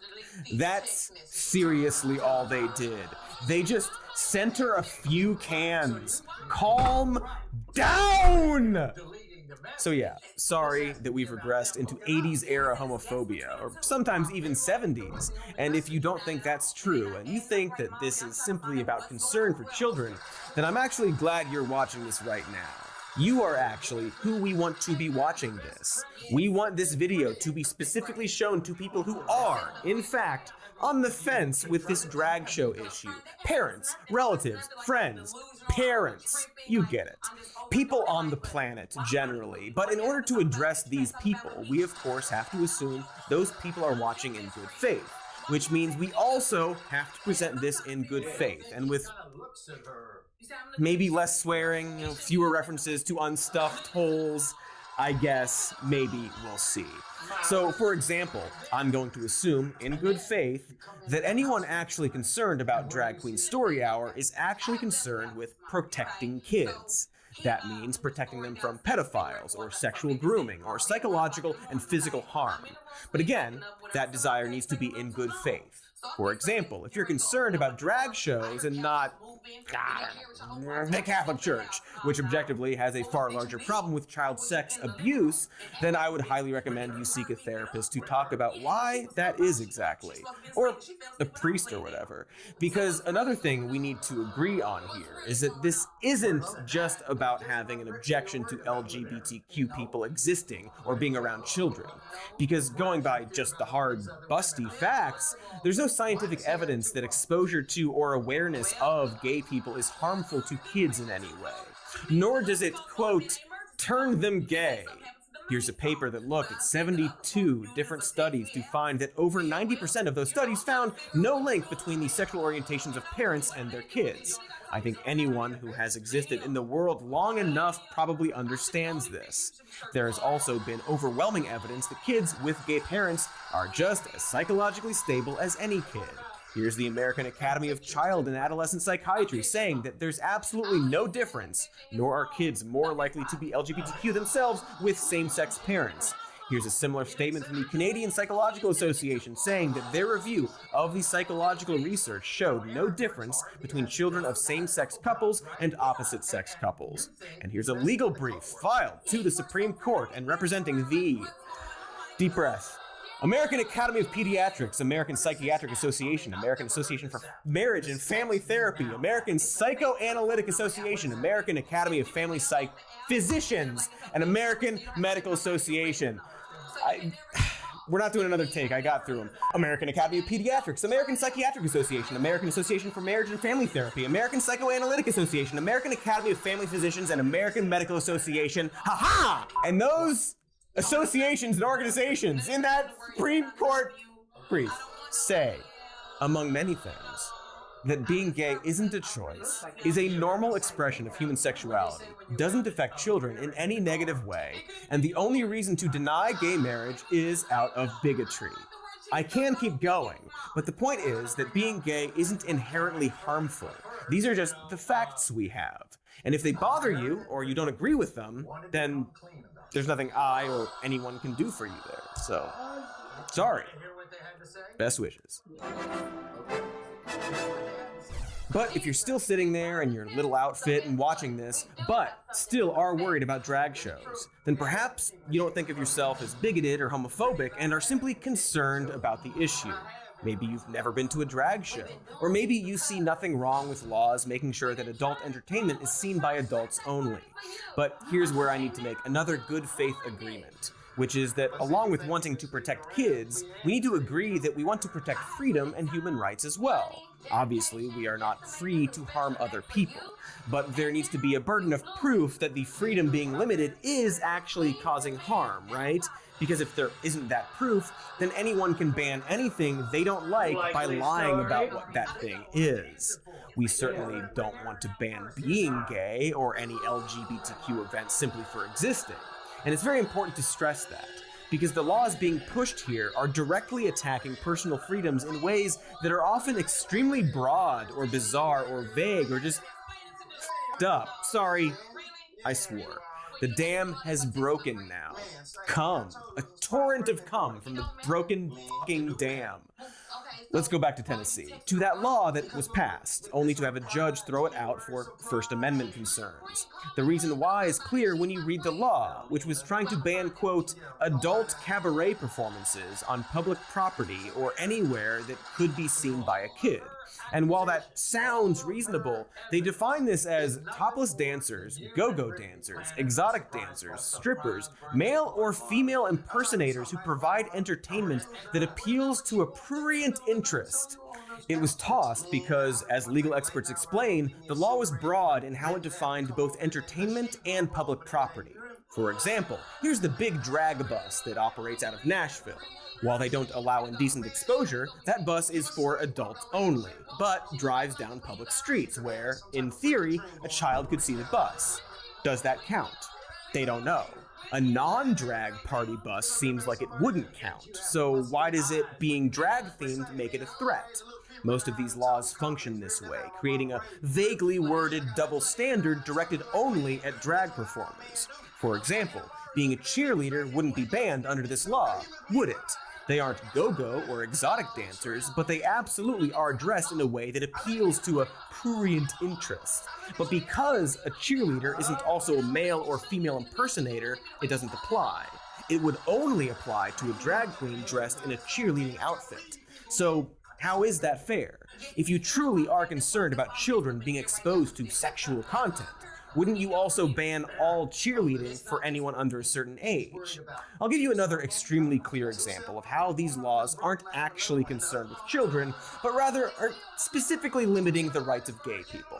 I want you to meet Bridget Bandit. Bridget is a drag queen. Here's Bridget reading to kids in a much more modest outfit. Bridget is currently fighting against the numerous anti-drag bills happening in Texas. But what's interesting is that, despite being a drag performer, Bridget is actually in no danger of being hurt by any of the laws Texas has cooked up. Under Senate Bill 12, which limited, quote, sexually oriented performances in public or in front of a child, those performances are defined as a person who is nude or, quote, a male performer exhibiting as a female or a female performer exhibiting as a male, who uses clothing, makeup, or other similar physical markers and who sings, lip syncs, dances, or otherwise performs before an audience and appeals to the prurient interest in sex. So why wouldn't this Bridget Bandit, a drag queen, not need to worry about this law? I will let them explain it. These bills discriminate against people based on sex and not the actual content of performances. The only reason this bill would affect me is that most people assume I am male under this costume, and I receive the same kind of treatment as any other drag queen. However, the bill would not directly affect me with the way it currently defines drag, as I am someone who is born female and does drag as a feminine person. That's right, Bridget is AFAB, or rather a person assigned as a female at birth, who is also performing as a female character. She's a chick, or a dame to be scientific, and she's doing a chick character. And since this law defines sexual performances as either nude or prurient behavior specifically performed by someone exhibiting the opposite sex they were born with, Bridget is exempt. She can, if she wanted to, perform sexually suggestive acts in front of kids, so long as she wasn't naked, and be fine under this law. So you tell me, does that make sense? Does it make sense that a drag performance can be sexual just as long as it's performed by someone displaying the perceived sex they were born with?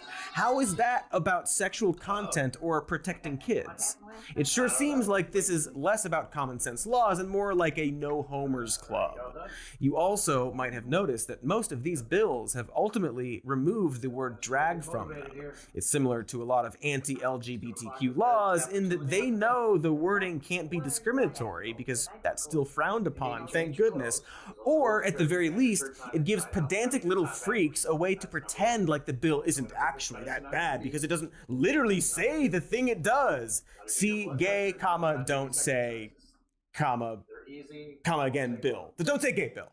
But by trying to dance around what they mean, the laws almost immediately fall apart because of how broadly or confusingly worded they are. For example, in Florida, their anti-drag laws will apply to any, quote, adult live performance, which they define as any show, exhibition, or other presentation in front of a live audience, which, in whole or in part, depicts or simulates nudity, sexual conduct, sexual excitement. Hey, so what does sexual excitement mean there?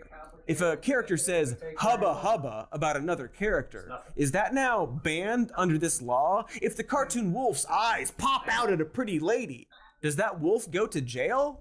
It should be noted that this law is going to ban letting anyone under 18 into these performances regardless of parental consent. And as lawmakers have pointed out, this will have some super bizarre side effects. If the Broadway show Hair comes to Florida and there is nudity, a 17-year-old is not allowed to attend. Is that correct? And they need to check ID at the door. Is that correct? They haven't kicked in yet, obviously. Thank you, Madam President. If it is an adult live performance, which is any show, exhibition, or other presentation in front of a live audience, and has any of these descriptors, Senator Polsky, then it would apply, regardless of what that show, exhibition, or other presentation in front of the live audience is. Right. This law would ban anyone under 18 from seeing any live theatrical performance that depicts in any way sexual conduct. Is that really what we want? To make teenagers not get to see musicals? What if you have a theater kid? I know that's every parent's nightmare, but certainly you'd want them to go see the thing they're interested in rather than sitting around the house doing improv exercises. You want to live your life with zip zap zop just echoing through your home? No, obviously you don't. Do we want our teenagers to have absolutely zero fucking exposure to even the slightest sexual innuendo until they're 18? If your answer is yes, then once again, you should seek counseling from your pervert priest. Because if you are actually interested in protecting kids, if this is seriously about concern for children in terms of their physical and psychological health, then surely you understand that exposure to sexual themes, as well as sex education and discussions about things like consent, will actually protect your kid from being victimized. Acting like sex doesn't exist until the kid is 18 certainly isn't the way to protect them. And it's literally never been how teenagers work. Anyone who has been a teenager knows this, at least a cool one. Also, does anyone want seeing a musical to be an act of rebellion? What is this, that Equilibrium movie where art is banned? I mean, I wouldn't say no to the gun kata because I'm really awesome at that. But generally speaking, I don't want to exist in a world where Andrew Lloyd Webber is considered contraband.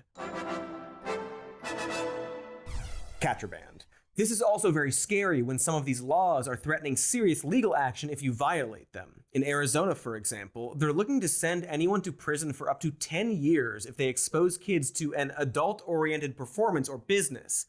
And in the original bill, that would include most drag shows, literally any instance where someone would, quote, dress in clothing and use makeup and other physical markers opposite of the performer's or group of performers' genders at birth.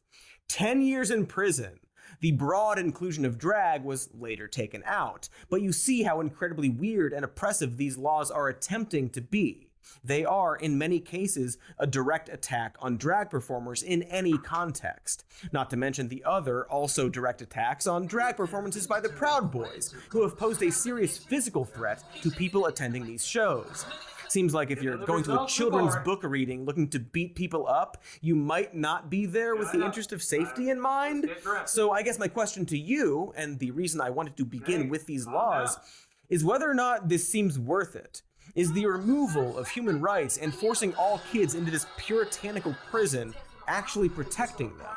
But I guess the answer depends on what specific danger the kids are in, right? If you really think that drag queens are targeting children, then any law is worth avoiding that. So let's explore that. Let's look at exactly what harm these drag shows actually inflict on kids. There are a lot of videos and stories floating around the internet, so it's important to actually acknowledge that and address it. But when we do, I want you to remember what's at stake. Human rights, freedoms, to be specific. It's not really a joking matter. It's Katie. Oh. Cody, get up here. There's a dick clown. What's a dick clown?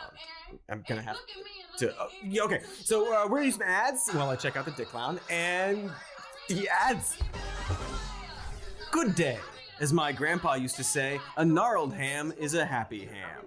Now, I have no idea what that means, but I've eaten a lot of ham in my day. They used to call me Hamhole because that's what my mouth was. But these days, this ham swallower enjoys AG1. Everyone needs vitamins, but since there's no ham version of vitamins, AG1 is the next best thing. I gave AG1 a try because I was sick of swallowing a bunch of pills every day. AG1 takes all those different supplemental products and hams them into a single drink. A drink I will now drink like a ham.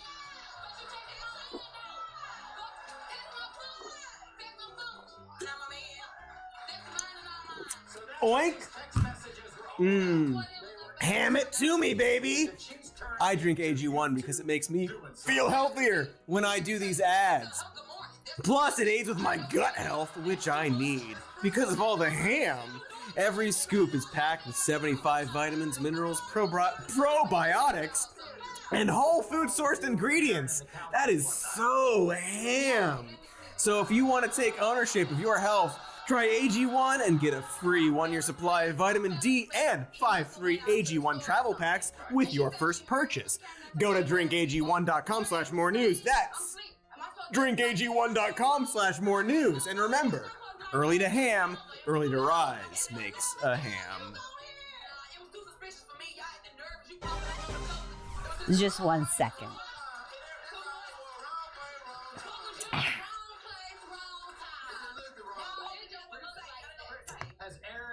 And I am sober. It's a secret technique where I drink even more and it circles back around. Hey all, Cody's upstairs hanging out with Dick Clown, which turns out to just be the guy's name. He's pretty cool, knows a lot about doing taxes. Anyway, I figured I'd give him a break and read the teleprompter for a bit. But also, this just matters to me. I'm sure a lot of people can relate to the intense frustration and rage felt about this bizarre idea that drag queens and other LGBTQ people are trying to sexually groom children. It's hard to even want to address things like the Libs of TikTok account. There's a reason they were originally banned from Twitter, and that's because they put out a great deal of misinformation and propaganda specifically aimed at LGBTQ people. But since Twitter is now owned by a, let's call him a very divorced man who is specifically mad at trans people, these accounts have been given a voice. Despite people like Libs of TikTok creator Chaya Raychick being a full-blown bigot who is using a public concern for kids as a way to attack the LGBTQ community. The LGBTQ community has become this cult, and it's so captivating, and it pulls people in so strongly, unlike anything we've ever seen. It's really, really difficult. It's unlike anything we've ever seen, I think. It's extremely poisonous. But do you see a spiritual component to any of this? You don't have to answer that if you don't want. Yeah, I don't know. Well, I do. I don't think this makes sense at all. No, it doesn't make any sense. And I think they're evil. She is just a bigot, guys. This is like 70s style anti-gay fear-mongering. And it's weird that anyone would fall for it. But there is a good chance someone watching might have stumbled across a Libs of TikTok video depicting some drag performer flashing their butts to a room that included a child in it. And perhaps, messenger aside, that still concerned them to see. And that means we have to have that good faith conversation again. Because I need you to remember that the end goal desired by conservatives is to make laws banning kids from attending any drag show. And in some instances, banning all drag in public areas. And honestly, they probably won't stop there. I also need you to remember what it means to avoid harm to children, and what is considered ban-worthy in this country.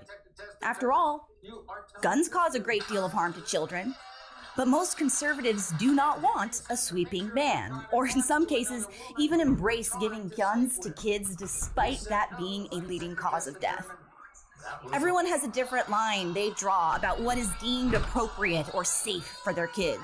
But it's very often the case that this line is drawn unfairly when dealing with LGBTQ content, because to them, hyper-heterosexuality is normal and somehow non-sexual, but homosexuality is inherently sexual.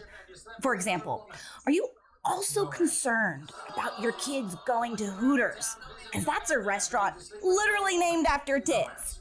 And they have recently created a family-friendly version of their honker brand. So is that any worse or different than drag queens reading to kids in a family-friendly environment? If in both cases the people are covered up and not saying inappropriate things, then that should be equally acceptable, right? Well, what about belly dancing, which often happens at public places aimed at families? Or how about Mardi Gras, an event known for flashing boobs, advertising specifically for kids to come? Or cruise ships. You can find tons of examples of weird sexual dancing being performed on cruise ships in front of kids. They'll often hold fun best bikini contests for families to watch. Look at that camera. I need you to fill the chest hair, the back hair, the shoulder hair.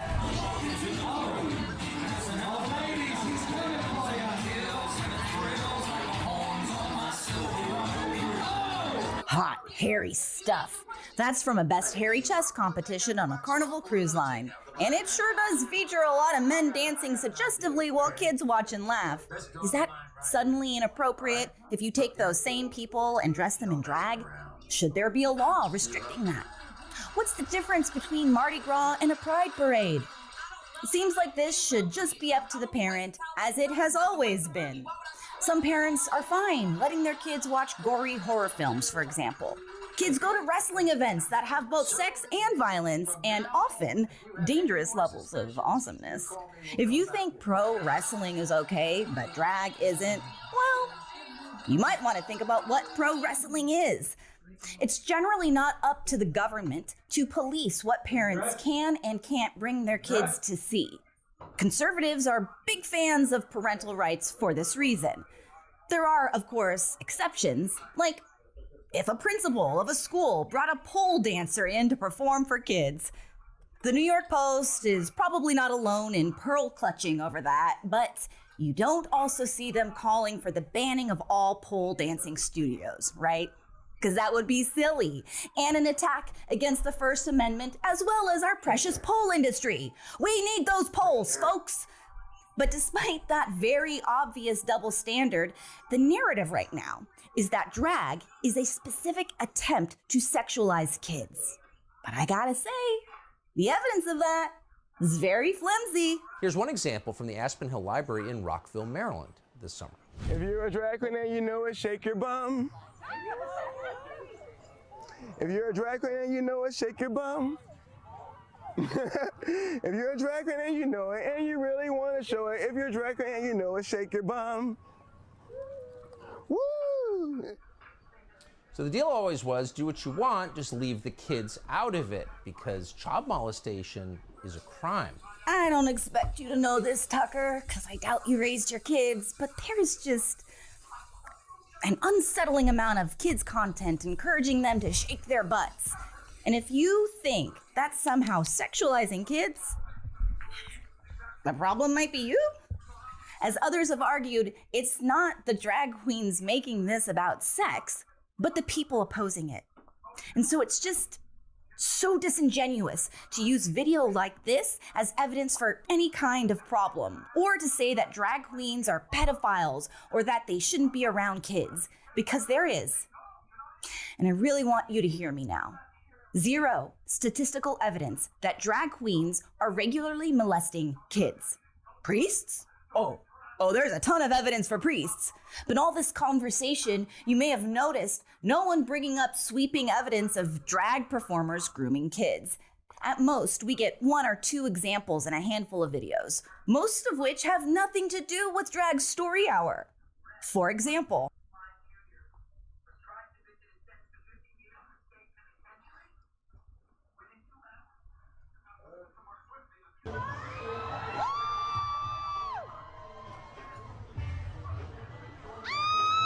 wow, that looks bad. While it's not exactly a drag show, the video appears to be a bunch of scantily dressed people doing sexual dances in front of babies and parents. It's captioned saying it's specifically targeting babies. Libs of TikTok shared it with the sarcastic, quote, innocent, beautiful, family-friendly entertainment. But of course, none of that is based on what we see in the video or any source saying that. Those are just conclusions by the people sharing the video. Here's Fox News calling it a drag show for babies based on exactly zero information. So here's a wild idea. Let's look into what the video actually is.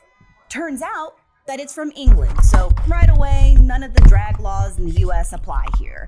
You might have also noticed that there are no kids over a certain age in this video. It's all babies. And that's because what we're looking at is called the Kaba Baba Rave, an adult performance specifically advertised for parents with babies. It's not targeting babies, but parents who want to see a racy show but can't leave their young child at home.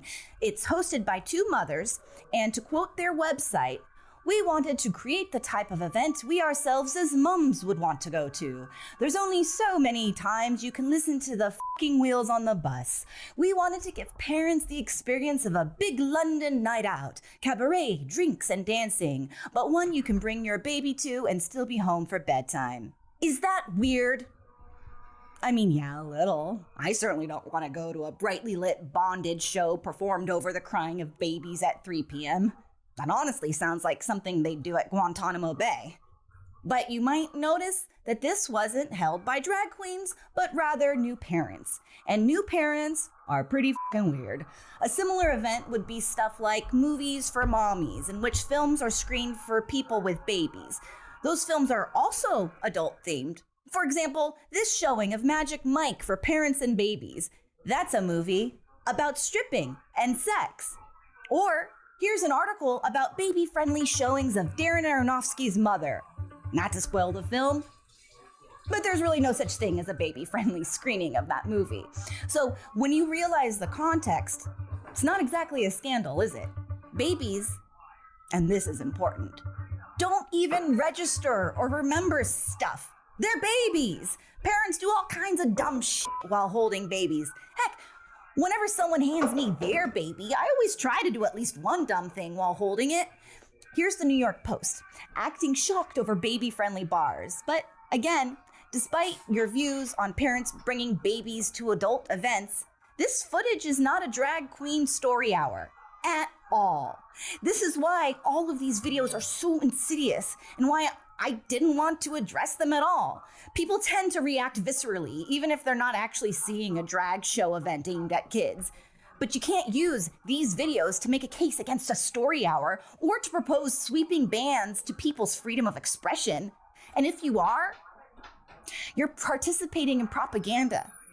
The people pushing for these bans know this, which is why they've already tried different tactics to convince people that story hours are bad, even if they aren't actually sexual in nature. The academic queer theorists and the people who founded the drag queen story hour movement have left a trail of evidence in academic papers and manifestos that say the goal is very clear. They want to sexualize children, they want to subvert the middle-class family, and they want to basically eliminate what they call the sexual hierarchy in favor of creating a sexual connection between adult and child, which has, of course, long been the kind of final taboo of the sexual revolution. So, if you know who Christopher Rufo is, and I mean actually know him, you already might suspect that he's not exactly being truthful in his accusation that child molestation is baked into the ideology around queer culture. Rufo has spent his career going after critical race theory and LGBTQ rights, specifically in schools. He's kind of a fucking clown. Not Dick Clown, who is drunk and cool. And his opinion about drag, which you can read here on Fox News, is very wrong. The Roofers actually recognizes that the majority of drag story hours have nothing to do with sex, but claims that the very nature of a man dressed in drag is rooted in an ideology where the end goal is to have sex with kids. However, the only, and I mean only, link to pedophilia in his column is a single essay from the 80s by Gail Rubin called Thinking Sex, Notes for a Radical Theory of the Politics of Sexuality. He claims the essay discusses a sexual hierarchy in which pedophiles are at the bottom and goes on to say that Rubin's goal was to subvert that hierarchy. He then concludes, advocates of drag queen story hour might reply that these are outlier cases and that many of the child-oriented events feature drag queens reading books and talking about gender, not engaging in sexualized performances. But the spirit of drag is predicated on the transgressive sexual element, the ideology of queer theory, and the goal of elevating those at the bottom of the sexual hierarchy, including pedophiles, which cannot be erased by switching the context and softening the language. So that's the accusation. Specifically, that drag as a performance is rooted in the theory that there's a sexual hierarchy where pedophiles exist on the bottom, and the end goal is to elevate people at the bottom of this hierarchy. So in this scenario, it doesn't matter if the drag story hour is sexual in nature because it's part of a larger agenda to abuse kids. The problem however, is that Chris Rufo has no idea what he's talking about. For starters, are drag queens all reading this one essay from the 80s? Does he think being a drag queen is like a secret club with a newsletter they all get in the mail? But more importantly, the Gail Rubin essay that Rufo is referring to does not actually say what he's claiming. Here's that actual essay. We'll put a link in the description. Go ahead and read it. It's very online. Like Ted Cruz. You might notice that Chris Rufo doesn't quote directly from it when he claims that Gail supposedly calls for the elevation of pedophiles. And that's because that quote doesn't exist. Gail does mention the sexual hierarchy and then concludes that most of the discourses on sex, be they religious, psychiatric, popular, or political, delimit a very small portion of human sexual capacity as sanctifiable, safe, healthy, mature, legal, or politically correct.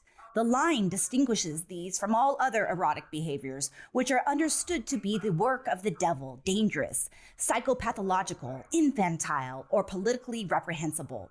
Arguments are then conducted over where to draw the line and to determine what other activities, if any, may be permitted to cross over into acceptability. All these models assume a domino theory of sexual peril. The line appears to stand between sexual order and chaos. It expresses the fear that if anything is permitted to cross this erotic DMZ, the barrier against scary sex will crumble and something unspeakable will skitter across. Notice how she's not calling for pedophiles to be allowed past that imagined line. She's simply pointing out how we draw these lines, and then, as a society, we grow concerned that letting any sexual desire across it will open the floodgates. In other words, she is literally warning against the kind of thing that Rufo is doing by equating drag queens with pedophiles. Seriously, read the fucking essay.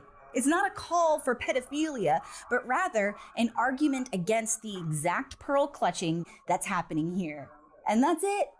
The big bad wolf that Rufo is claiming exists is that drag is part of queer theory. And within queer theory, there is an essay from the 80s that talks about how society draws a sexual hierarchy and that perhaps we shouldn't be so strict about penalizing certain, but not all, expressions of sexuality.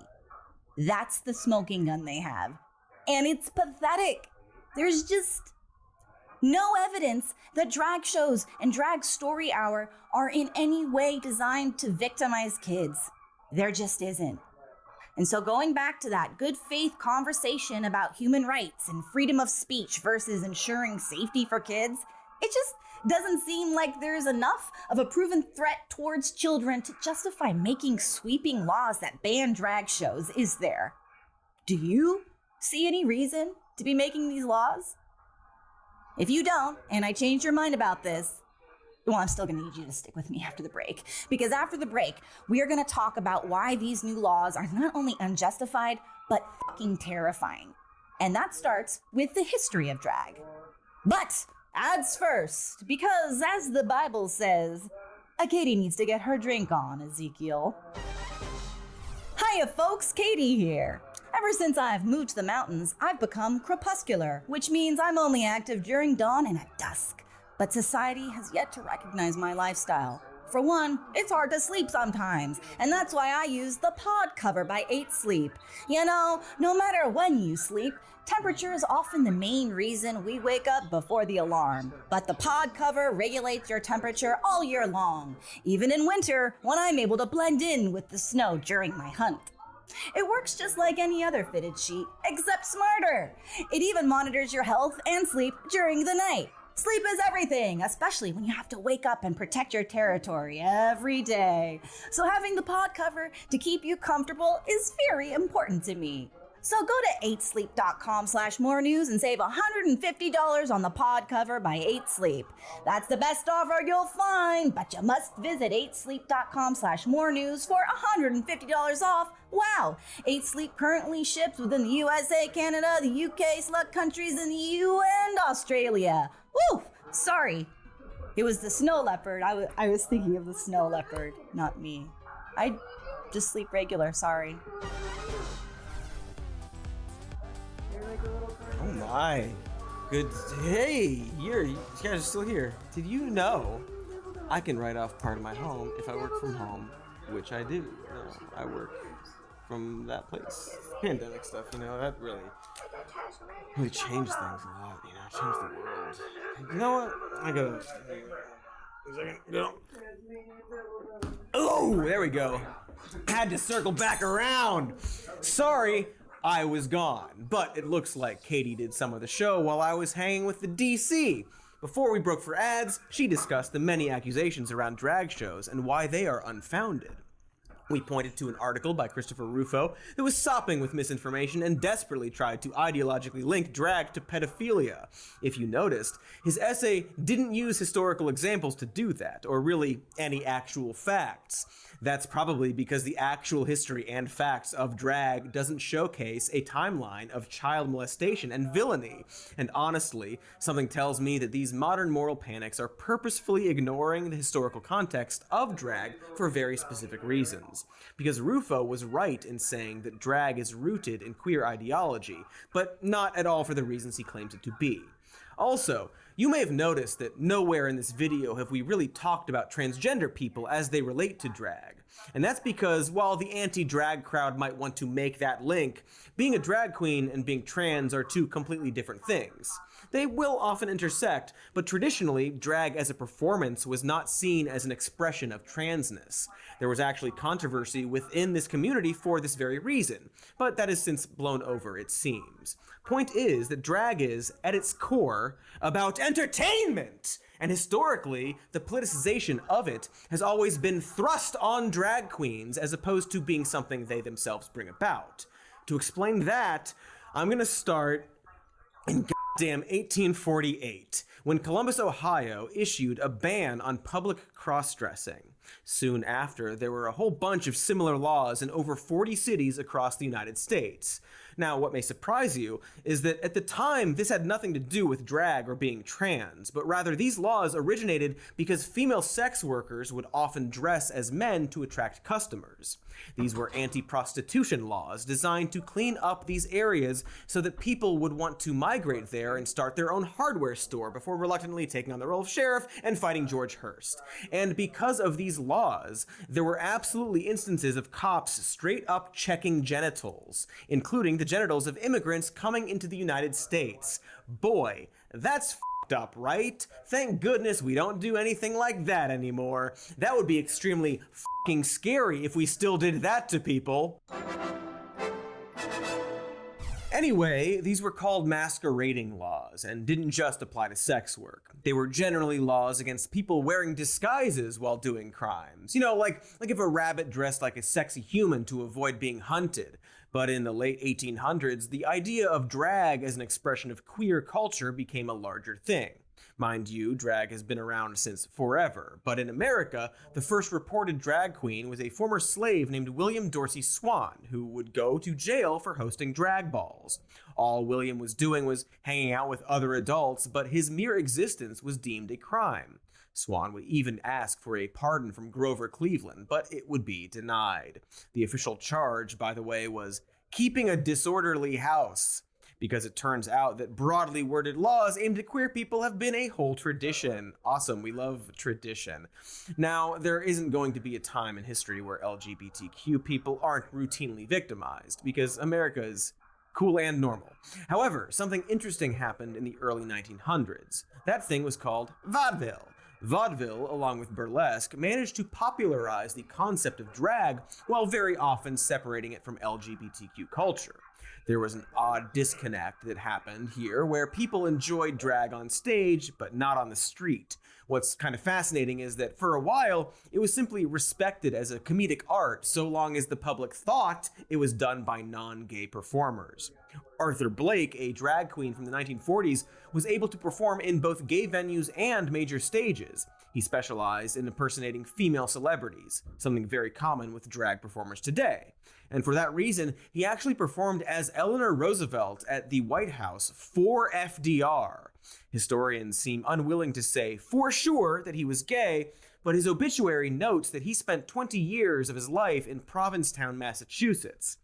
If you're unaware, Provincetown is, objectively speaking, the gayest place in America. Incidentally, P-Town is also just a very family-friendly vacation spot that, yes, on occasion, hosts Macaulay Culkin vampires. Friend of the show. So anyway, it's kind of wild that all the way back in the 1940s, drag was mainstream enough for the president to enjoy it, and not just this one president. You know, you're really beautiful. No, not that one. Farther back.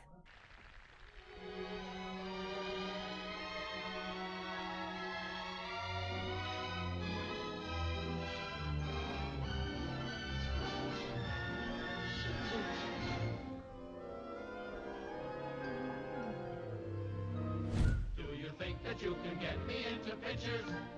If you're nice to me, I'll get you on the screen. How about a movie test, not with hair upon your chest? And now it's time to dance, but keep it clean. That's a clip from the 1943 film This Is the Army, in which a bunch of soldiers perform a drag show. And yes, the person opening the curtain at the start of that clip was Ronald f***ing Reagan. Big quotes around f***ing, because I don't actually think he had sex. It was a very popular film, the proceeds of which were donated to Army Emergency Relief. Notice how, in this clip, no one is screaming about sexual deviancy. That's because it wasn't and isn't a problem. Which isn't to say there were zero problems during this time, because as we already alluded to, this was all acceptable so long as no one publicly stated that they were gay. Drag, in terms of vaudeville, was very much a closeted profession. It did, however, shape a lot of modern drag, which is very often a comedy and variety show. But as vaudeville faded away by the 1960s, all that remained was the homophobia.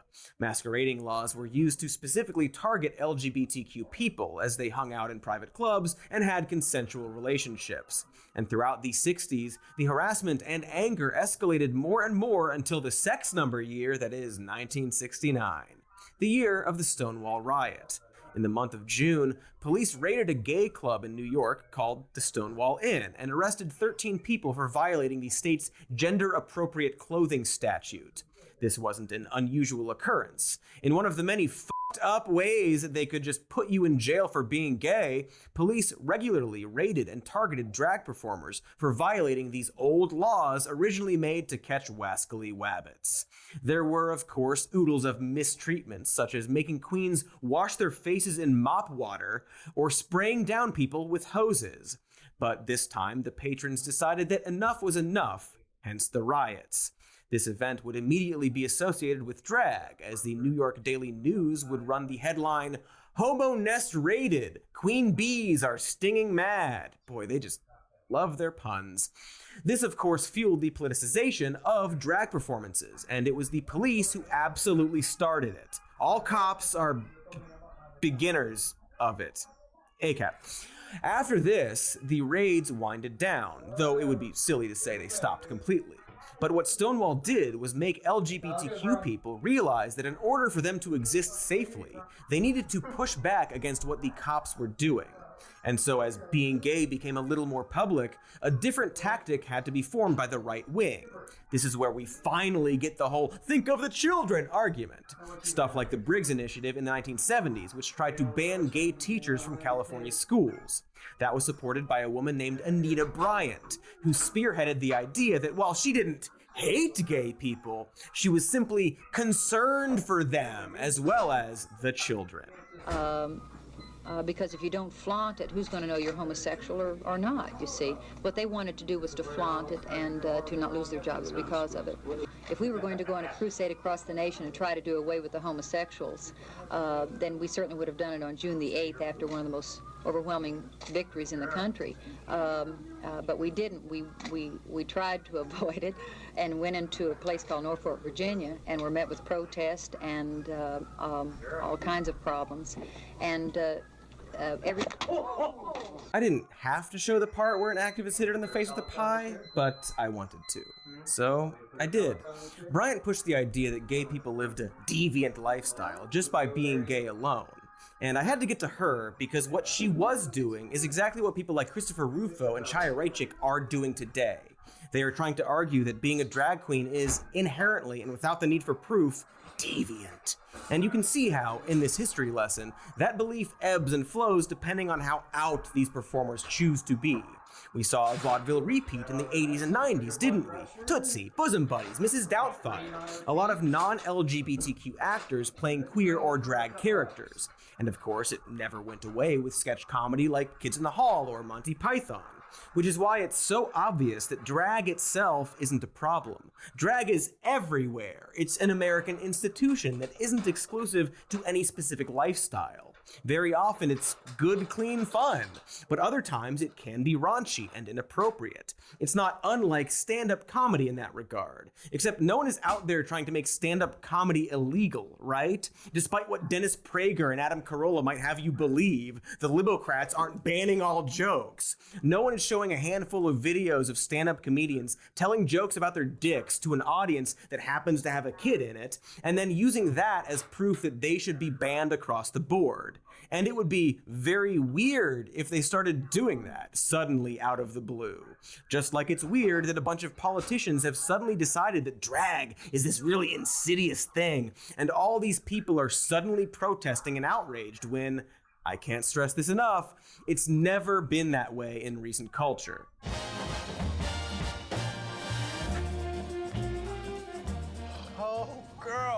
Where did you get that wig? That's a Pepsi ad from 2019 celebrating Pride.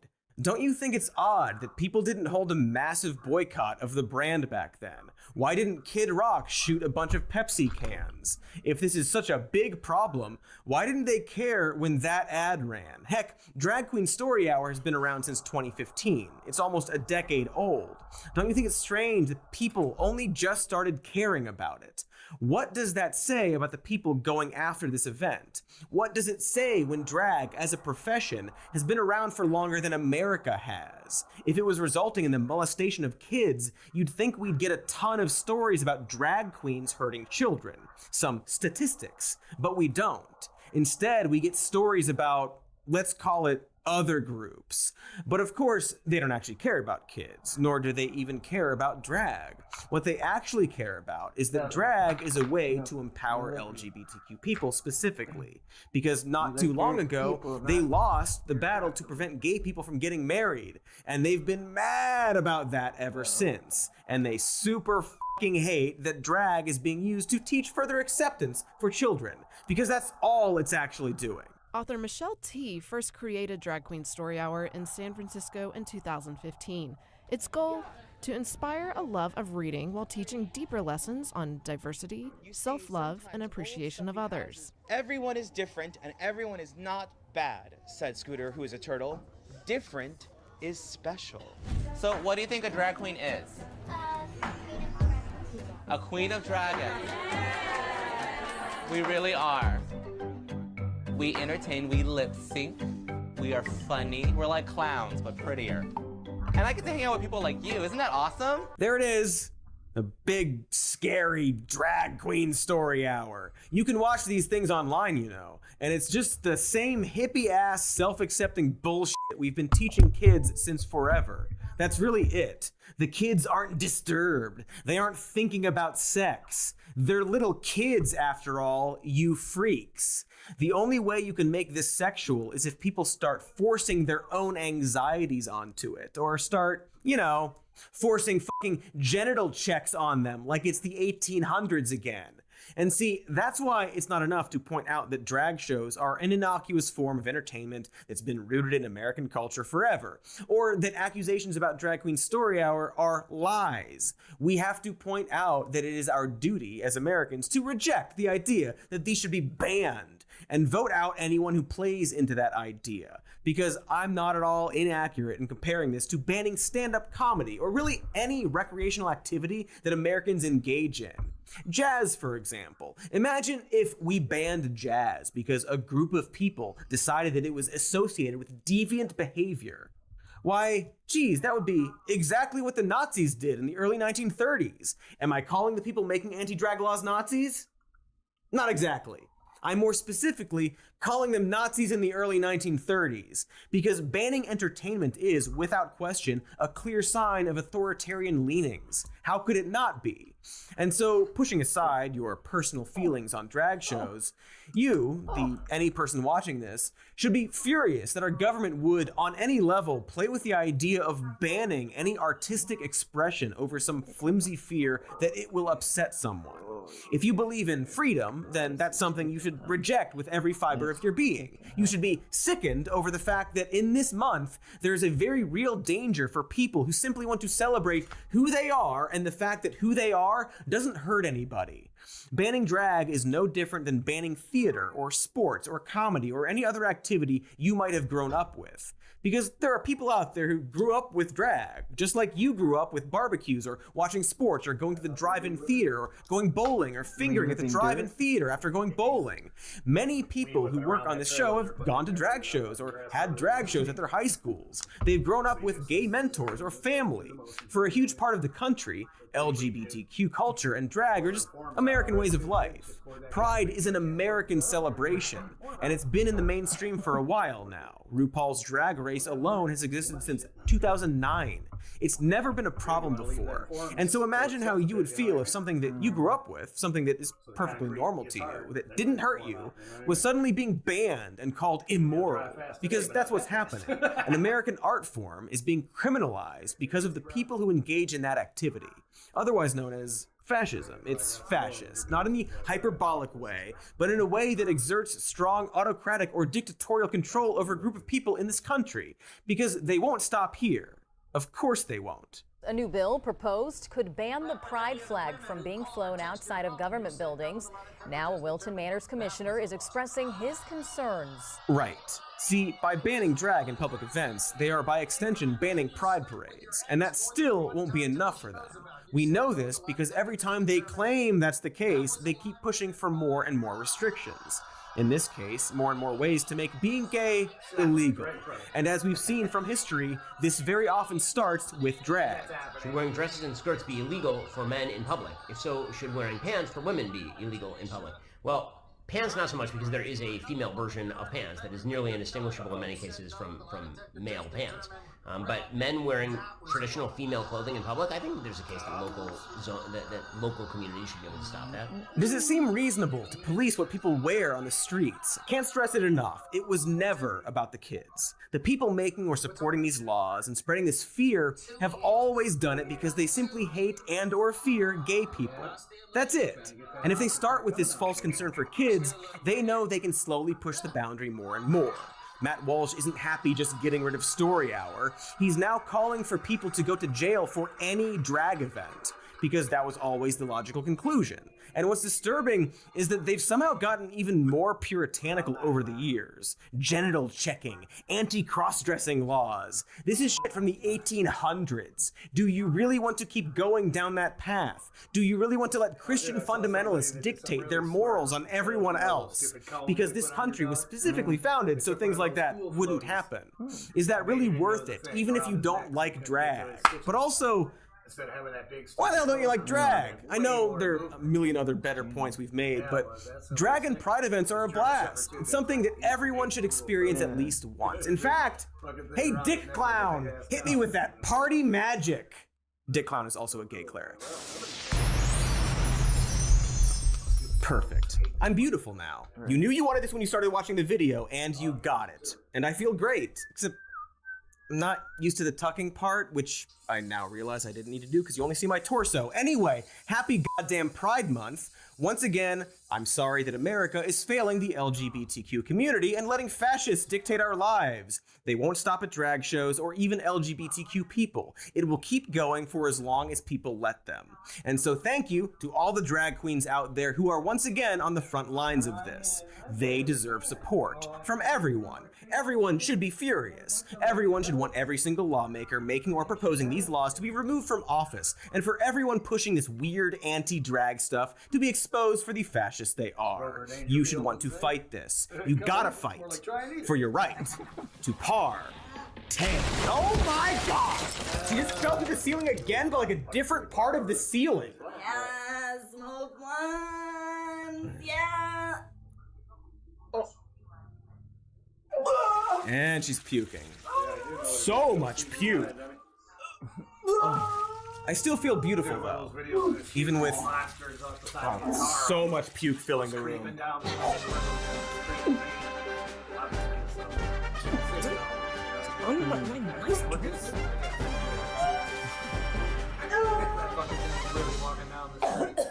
It's everywhere. She's getting it all mixed up with the corn cream. I don't even know what's what anymore. I'm hungry. Well, you ruined the meal by puking on it. The corn cream was everywhere, ready for you. Corn cream. Okay, you're definitely drunk. Hello! Hello. That's from Hook. Thanks for watching the video. Make sure to like and subscribe. Hello. That's from Hook. Thanks for watching the video. Make sure to like and subscribe and leave a nice comment. My turn. We love nice comments. We love you liking, subscribing. We like it when you listen to our podcast, Even More News. And my turn. We also have this show, Some More News, as a podcast, if you prefer the audio to the audiovisual. We also have a Patreon. If you are into that kind of thing, we sure are. Thank you. Patreon.com/Some More News. And we have merch with a warm bow on stuff and other things on that stuff, including our catchphrase that is also a truth, is that we love you very much. And the end. I think we did a good job here.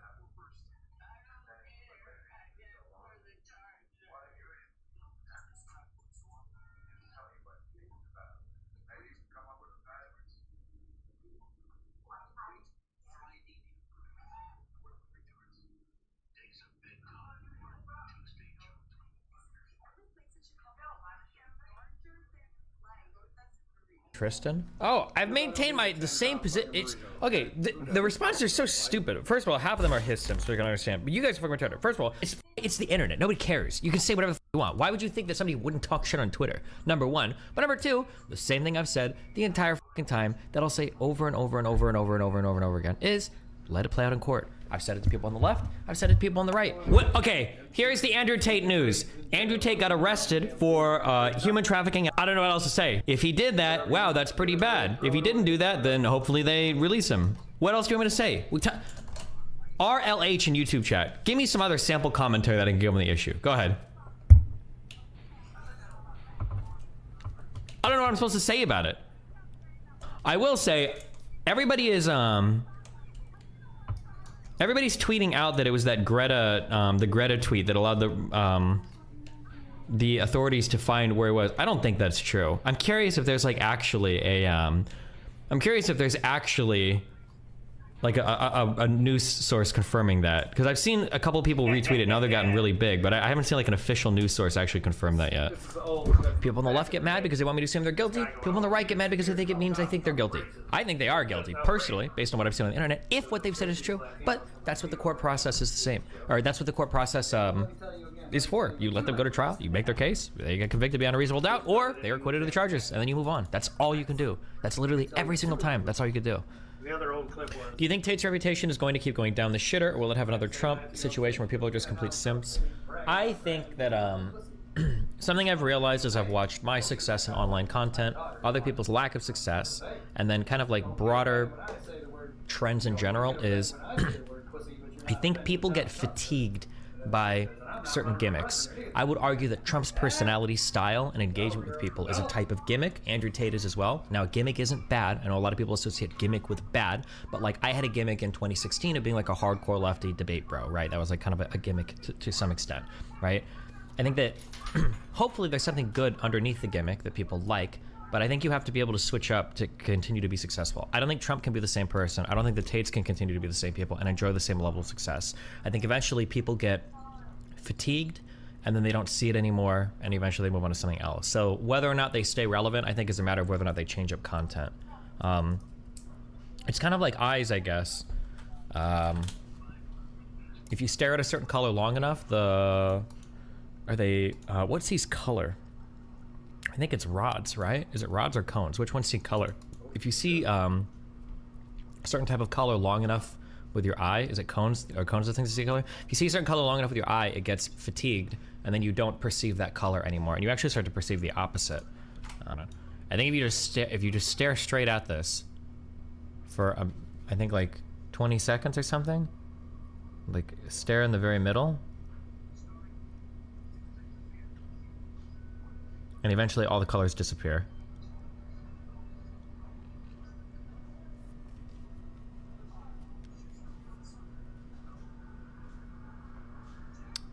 The cones in your eyes that perceive certain colors will get fatigued very quickly, and then things change. But I think that the way that we deal with people in online content and politicians and everything is relatively similar. I think you get fatigued on something and it has to change to keep your interest. Andrew Tate charged with rape and human trafficking. Controversial influencer Andrew Tate has been charged in Romania with rape, human trafficking, and forming an organized crime group to sexually exploit women. His brother Tristan and 2 associates also face charges. All have denied the allegations. The Tate brothers were first arrested at their Bucharest home in December. In March, they were moved from custody to house arrest following a ruling by a Romanian judge. The indictment deposited with the Bucharest court says that the 4 defendants formed an organized criminal group in 2021 to commit human trafficking in Romania, but also in other countries, including the US and the United Kingdom. It named 7 alleged victims who it says were recruited by the Tate brothers through false promises of love and marriage. The alleged victims were later taken to buildings in Ilfov County in Romania, where they were intimidated, placed under constant surveillance and control, and forced into debt, according to a statement from Romanian prosecutors. The defendants allegedly then forced the women to take part in pornography, which was later shared on social media. One defendant is accused of raping a woman twice in March of 2022, the statement adds. The trial will not start immediately and is expected to take several years. A Romanian judge now has 60 days to inspect the case filed before it can be sent to trial. The media team for the Tate brothers said, "While this news is undoubtedly predictable, we embrace the opportunity it presents to demonstrate their innocence and vindicate their reputation." It added that the indictment allows us to present a comprehensive body of evidence diligently collected and prepared over time, which will undoubtedly substantiate the brothers' claims of innocence. There are separate charges still under investigation which could lead to a separate indictment, including money laundering and trafficking of minors. In 2016, Andrew Tate, a British-American former kickboxer, was removed from the British TV show Big Brother over a video which appeared to show him attacking a woman. He went on to gain notoriety online, with Twitter banning him for saying women should bear some responsibility for being sexually assaulted. He has since been reinstated. Despite social media bans, he gained popularity, particularly among young men, by promoting what he presented as a hyper-masculine, ultra-luxurious lifestyle. So I just wanted to have an informal conversation. I was going to put a suit on and do this formally, but I think it's better if I do this informally. Highlighting some of the things that everybody already knows about how the Matrix operates. Tristan messages me this morning, and he's like, "Hey, I didn't know that you thought I was guilty." And I'm like, "Yeah, obviously I think you guys are guilty. That's why I said we disagree." And he's like, "Why do you want an interview?" I was like, "I don't know, a long-form conversation would be interesting." And by the end of our conversation, he's like, "Well, listen, I won't unfollow you because I'm not petty." And I'm like, "Well, thanks, dude. I won't unfollow you either." What a weird conversation. I don't know if it's actually them running the Twitter accounts. It was such like a bizarre conversation.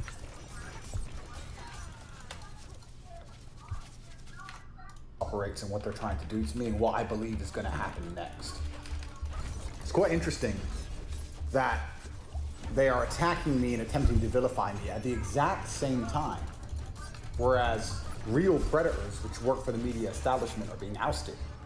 So it's really interesting to do a juxtaposition and do a comparison, right, between how they will treat Philip Schofield, who is confirmed as a groomer, who is admitting he has committed sexual crimes, and how they'll treat me, a man with no convictions and no admissions. Look at the differences in the headlines. Look at how soft they are in their interviews with him. You've had quite the week. How are you? Look at how now, after only 2 or 3 days, the headlines are saying we should forgive him and feel sorry for him. I don't even know what this guy did. Whereas me, who's been under constant media assault for over a year, they never let up. Wait, why are people suiciding? Someone sent me a clip yesterday of Philip Schofield saying he's going to kill himself and how sad he is. Last week, If my daughters hadn't been there, then I wouldn't be here. Why do they keep pushing me? Why do they keep pushing me, playing the sympathy card? And all the headlines are now like, yeah, we can't keep attacking this poor man. For 1 year they've attacked me, and they will not stop. And this highlights the difference between the people who are on the side of the establishment and the people who are not on the side of the establishment. I've been offered to sell my soul very many times. I want everyone at home to understand, you do not become the most... Okay, can somebody link me? Yeah, link me the story of this guy. I'm curious, because these guys have brought him up a lot as like some juxtaposition for, look at how unfairly I'm treated and look at how nicely this guy's treated. It could be now or it could be 7 o'clock. What's this guy's name? Philip Schofield? Or Schofield? This guy? You'll get pulled over for having a fucking little tree on your rear view. I want every one of these cocksmokers pulled over and say, dude. Britain's This Morning television programs become the center of spectacle, drawing comparisons to Apple TV, blah, blah, blah. Co-host Philip Schofield, 61, departed the show late last month, later revealing he had an affair with a junior colleague. Schofield's co-host Holly Willoughby returned to This Morning on Monday and said she had a lot of process following Schofield's revelation. To be leaving ITV This Morning in late mail and said he lied about a relationship with a much younger male colleague. Okay, why do they keep saying that? What does younger mean? Was he like 15 or like 25? The 61-year-old TV star left on May 20th after report surfaced surrounding tensions with the co-host. Started in 2002, shared a now removed statement on Instagram according to BBC, said he'd always done his best to be honorable and kind. I'm gonna call the cops. He's got like a trailer. Said he had an affair, which he said was consensual. He said in a statement that the move was unwise but not illegal, contrary to speculation. When I met the man, he was a teenager, was asking me, it's only after he started working the show that it became more than just a friendship. My grandma's always like, beep, beep, and I'm like, outside window. You're flipping them off?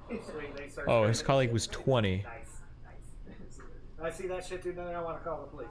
Fuck. The non-emergency number, though, so you don't get in trouble. Okay, not really comparable. Googled man on Earth, especially amongst the demographic of young men. Unless there's like, is there actual evidence that this guy groomed the guy for a long time? I feel like grooming is hard because if you're that creepy and weird, I feel like you would just fuck him when he's 15. Would you really would you really groom somebody and wait as a TV star for like 3, 4, or 5 years? I feel like you would just fuck the underage kid, right? Don't people claim these guys are all Epstein pedophiles anyway? Why would you wait? Which have money to spend. Without very large companies and corporations. I want that professional douche guy to sponsor me and send me out to these events. $60 million by companies I'm not going to name. All I had to do was shut up. Shut up. Take the money. Wait, you're literally staring down the barrel of like some trafficking crimes, like convictions. You're banned from almost every major social media platform on Earth. Why would you not just name names? Who are you protecting at this point? Like, why would you not just say who's offered you money? Most Googled man on Earth, especially amongst the demographic of young men, which have money to spend. Without very large companies and corporations becoming extremely interested. I've been offered $50 to $60 million by companies I'm not going to name. All I had to do was shut up. Lady Trump, I shut up. Was the name. Take the money. Wear the stupid hat. Wave around the stupid drink. Whatever it is. And continue to agree with whatever the Matrix says, regardless of my own personal feelings, my personal views and beliefs, and just push it on the minds of young children. And I refuse to do that. I refuse to sell my soul. If I would have sold my soul to a large corporation, and then this attack happened, which I very much doubt this level. So by his definition, Destiny does not think grooming happens. I just saw a video where he explicitly defines grooming as the long-term non-sexual lead-up to sexual content. Yeah, but you'd have to show the grooming happens, my dude. Like, you guys have zero charitability. You guys will see a picture like, oh, they met when they were 15, they fucked when they were 20, grooming. You just like instantaneously assume that. But like what? If this was, but whereas like we have actual evidence and proof of the Tates messaging like 15, 16-year-old girls in Romania, and you guys are like, well, maybe, come on, dude, you're so selectively skeptical. Could the guy have groomed the kid? Yeah, sure, it's possible, but you need to show that. You have to demonstrate that somehow, right? You can't just say that he just happened to know him at 15, therefore he groomed him. these super rich fucks that own all the corporations. They do. Every one of them. The Rothschilds, Bilderbergs, and all these. Level of Matrix attack would have even happened to me. But if it did, then this large corporation would speak to the media, and the media would be treating me like they treat Philip Schofield. They wouldn't be treating me as an enemy, they would treat me as an ally. All I had to do was sell my soul, and I refused.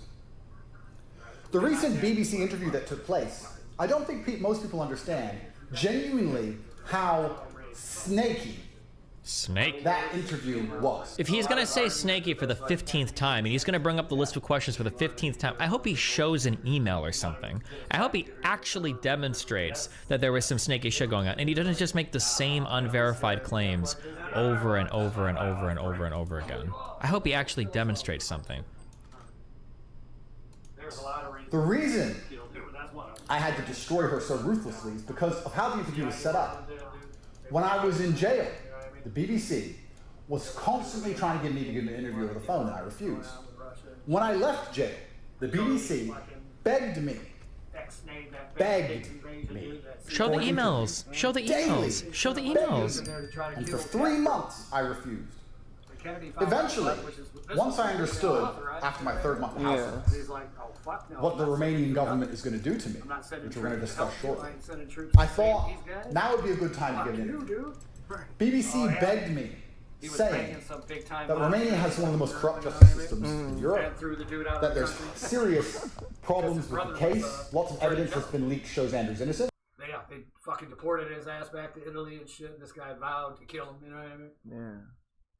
So lots of people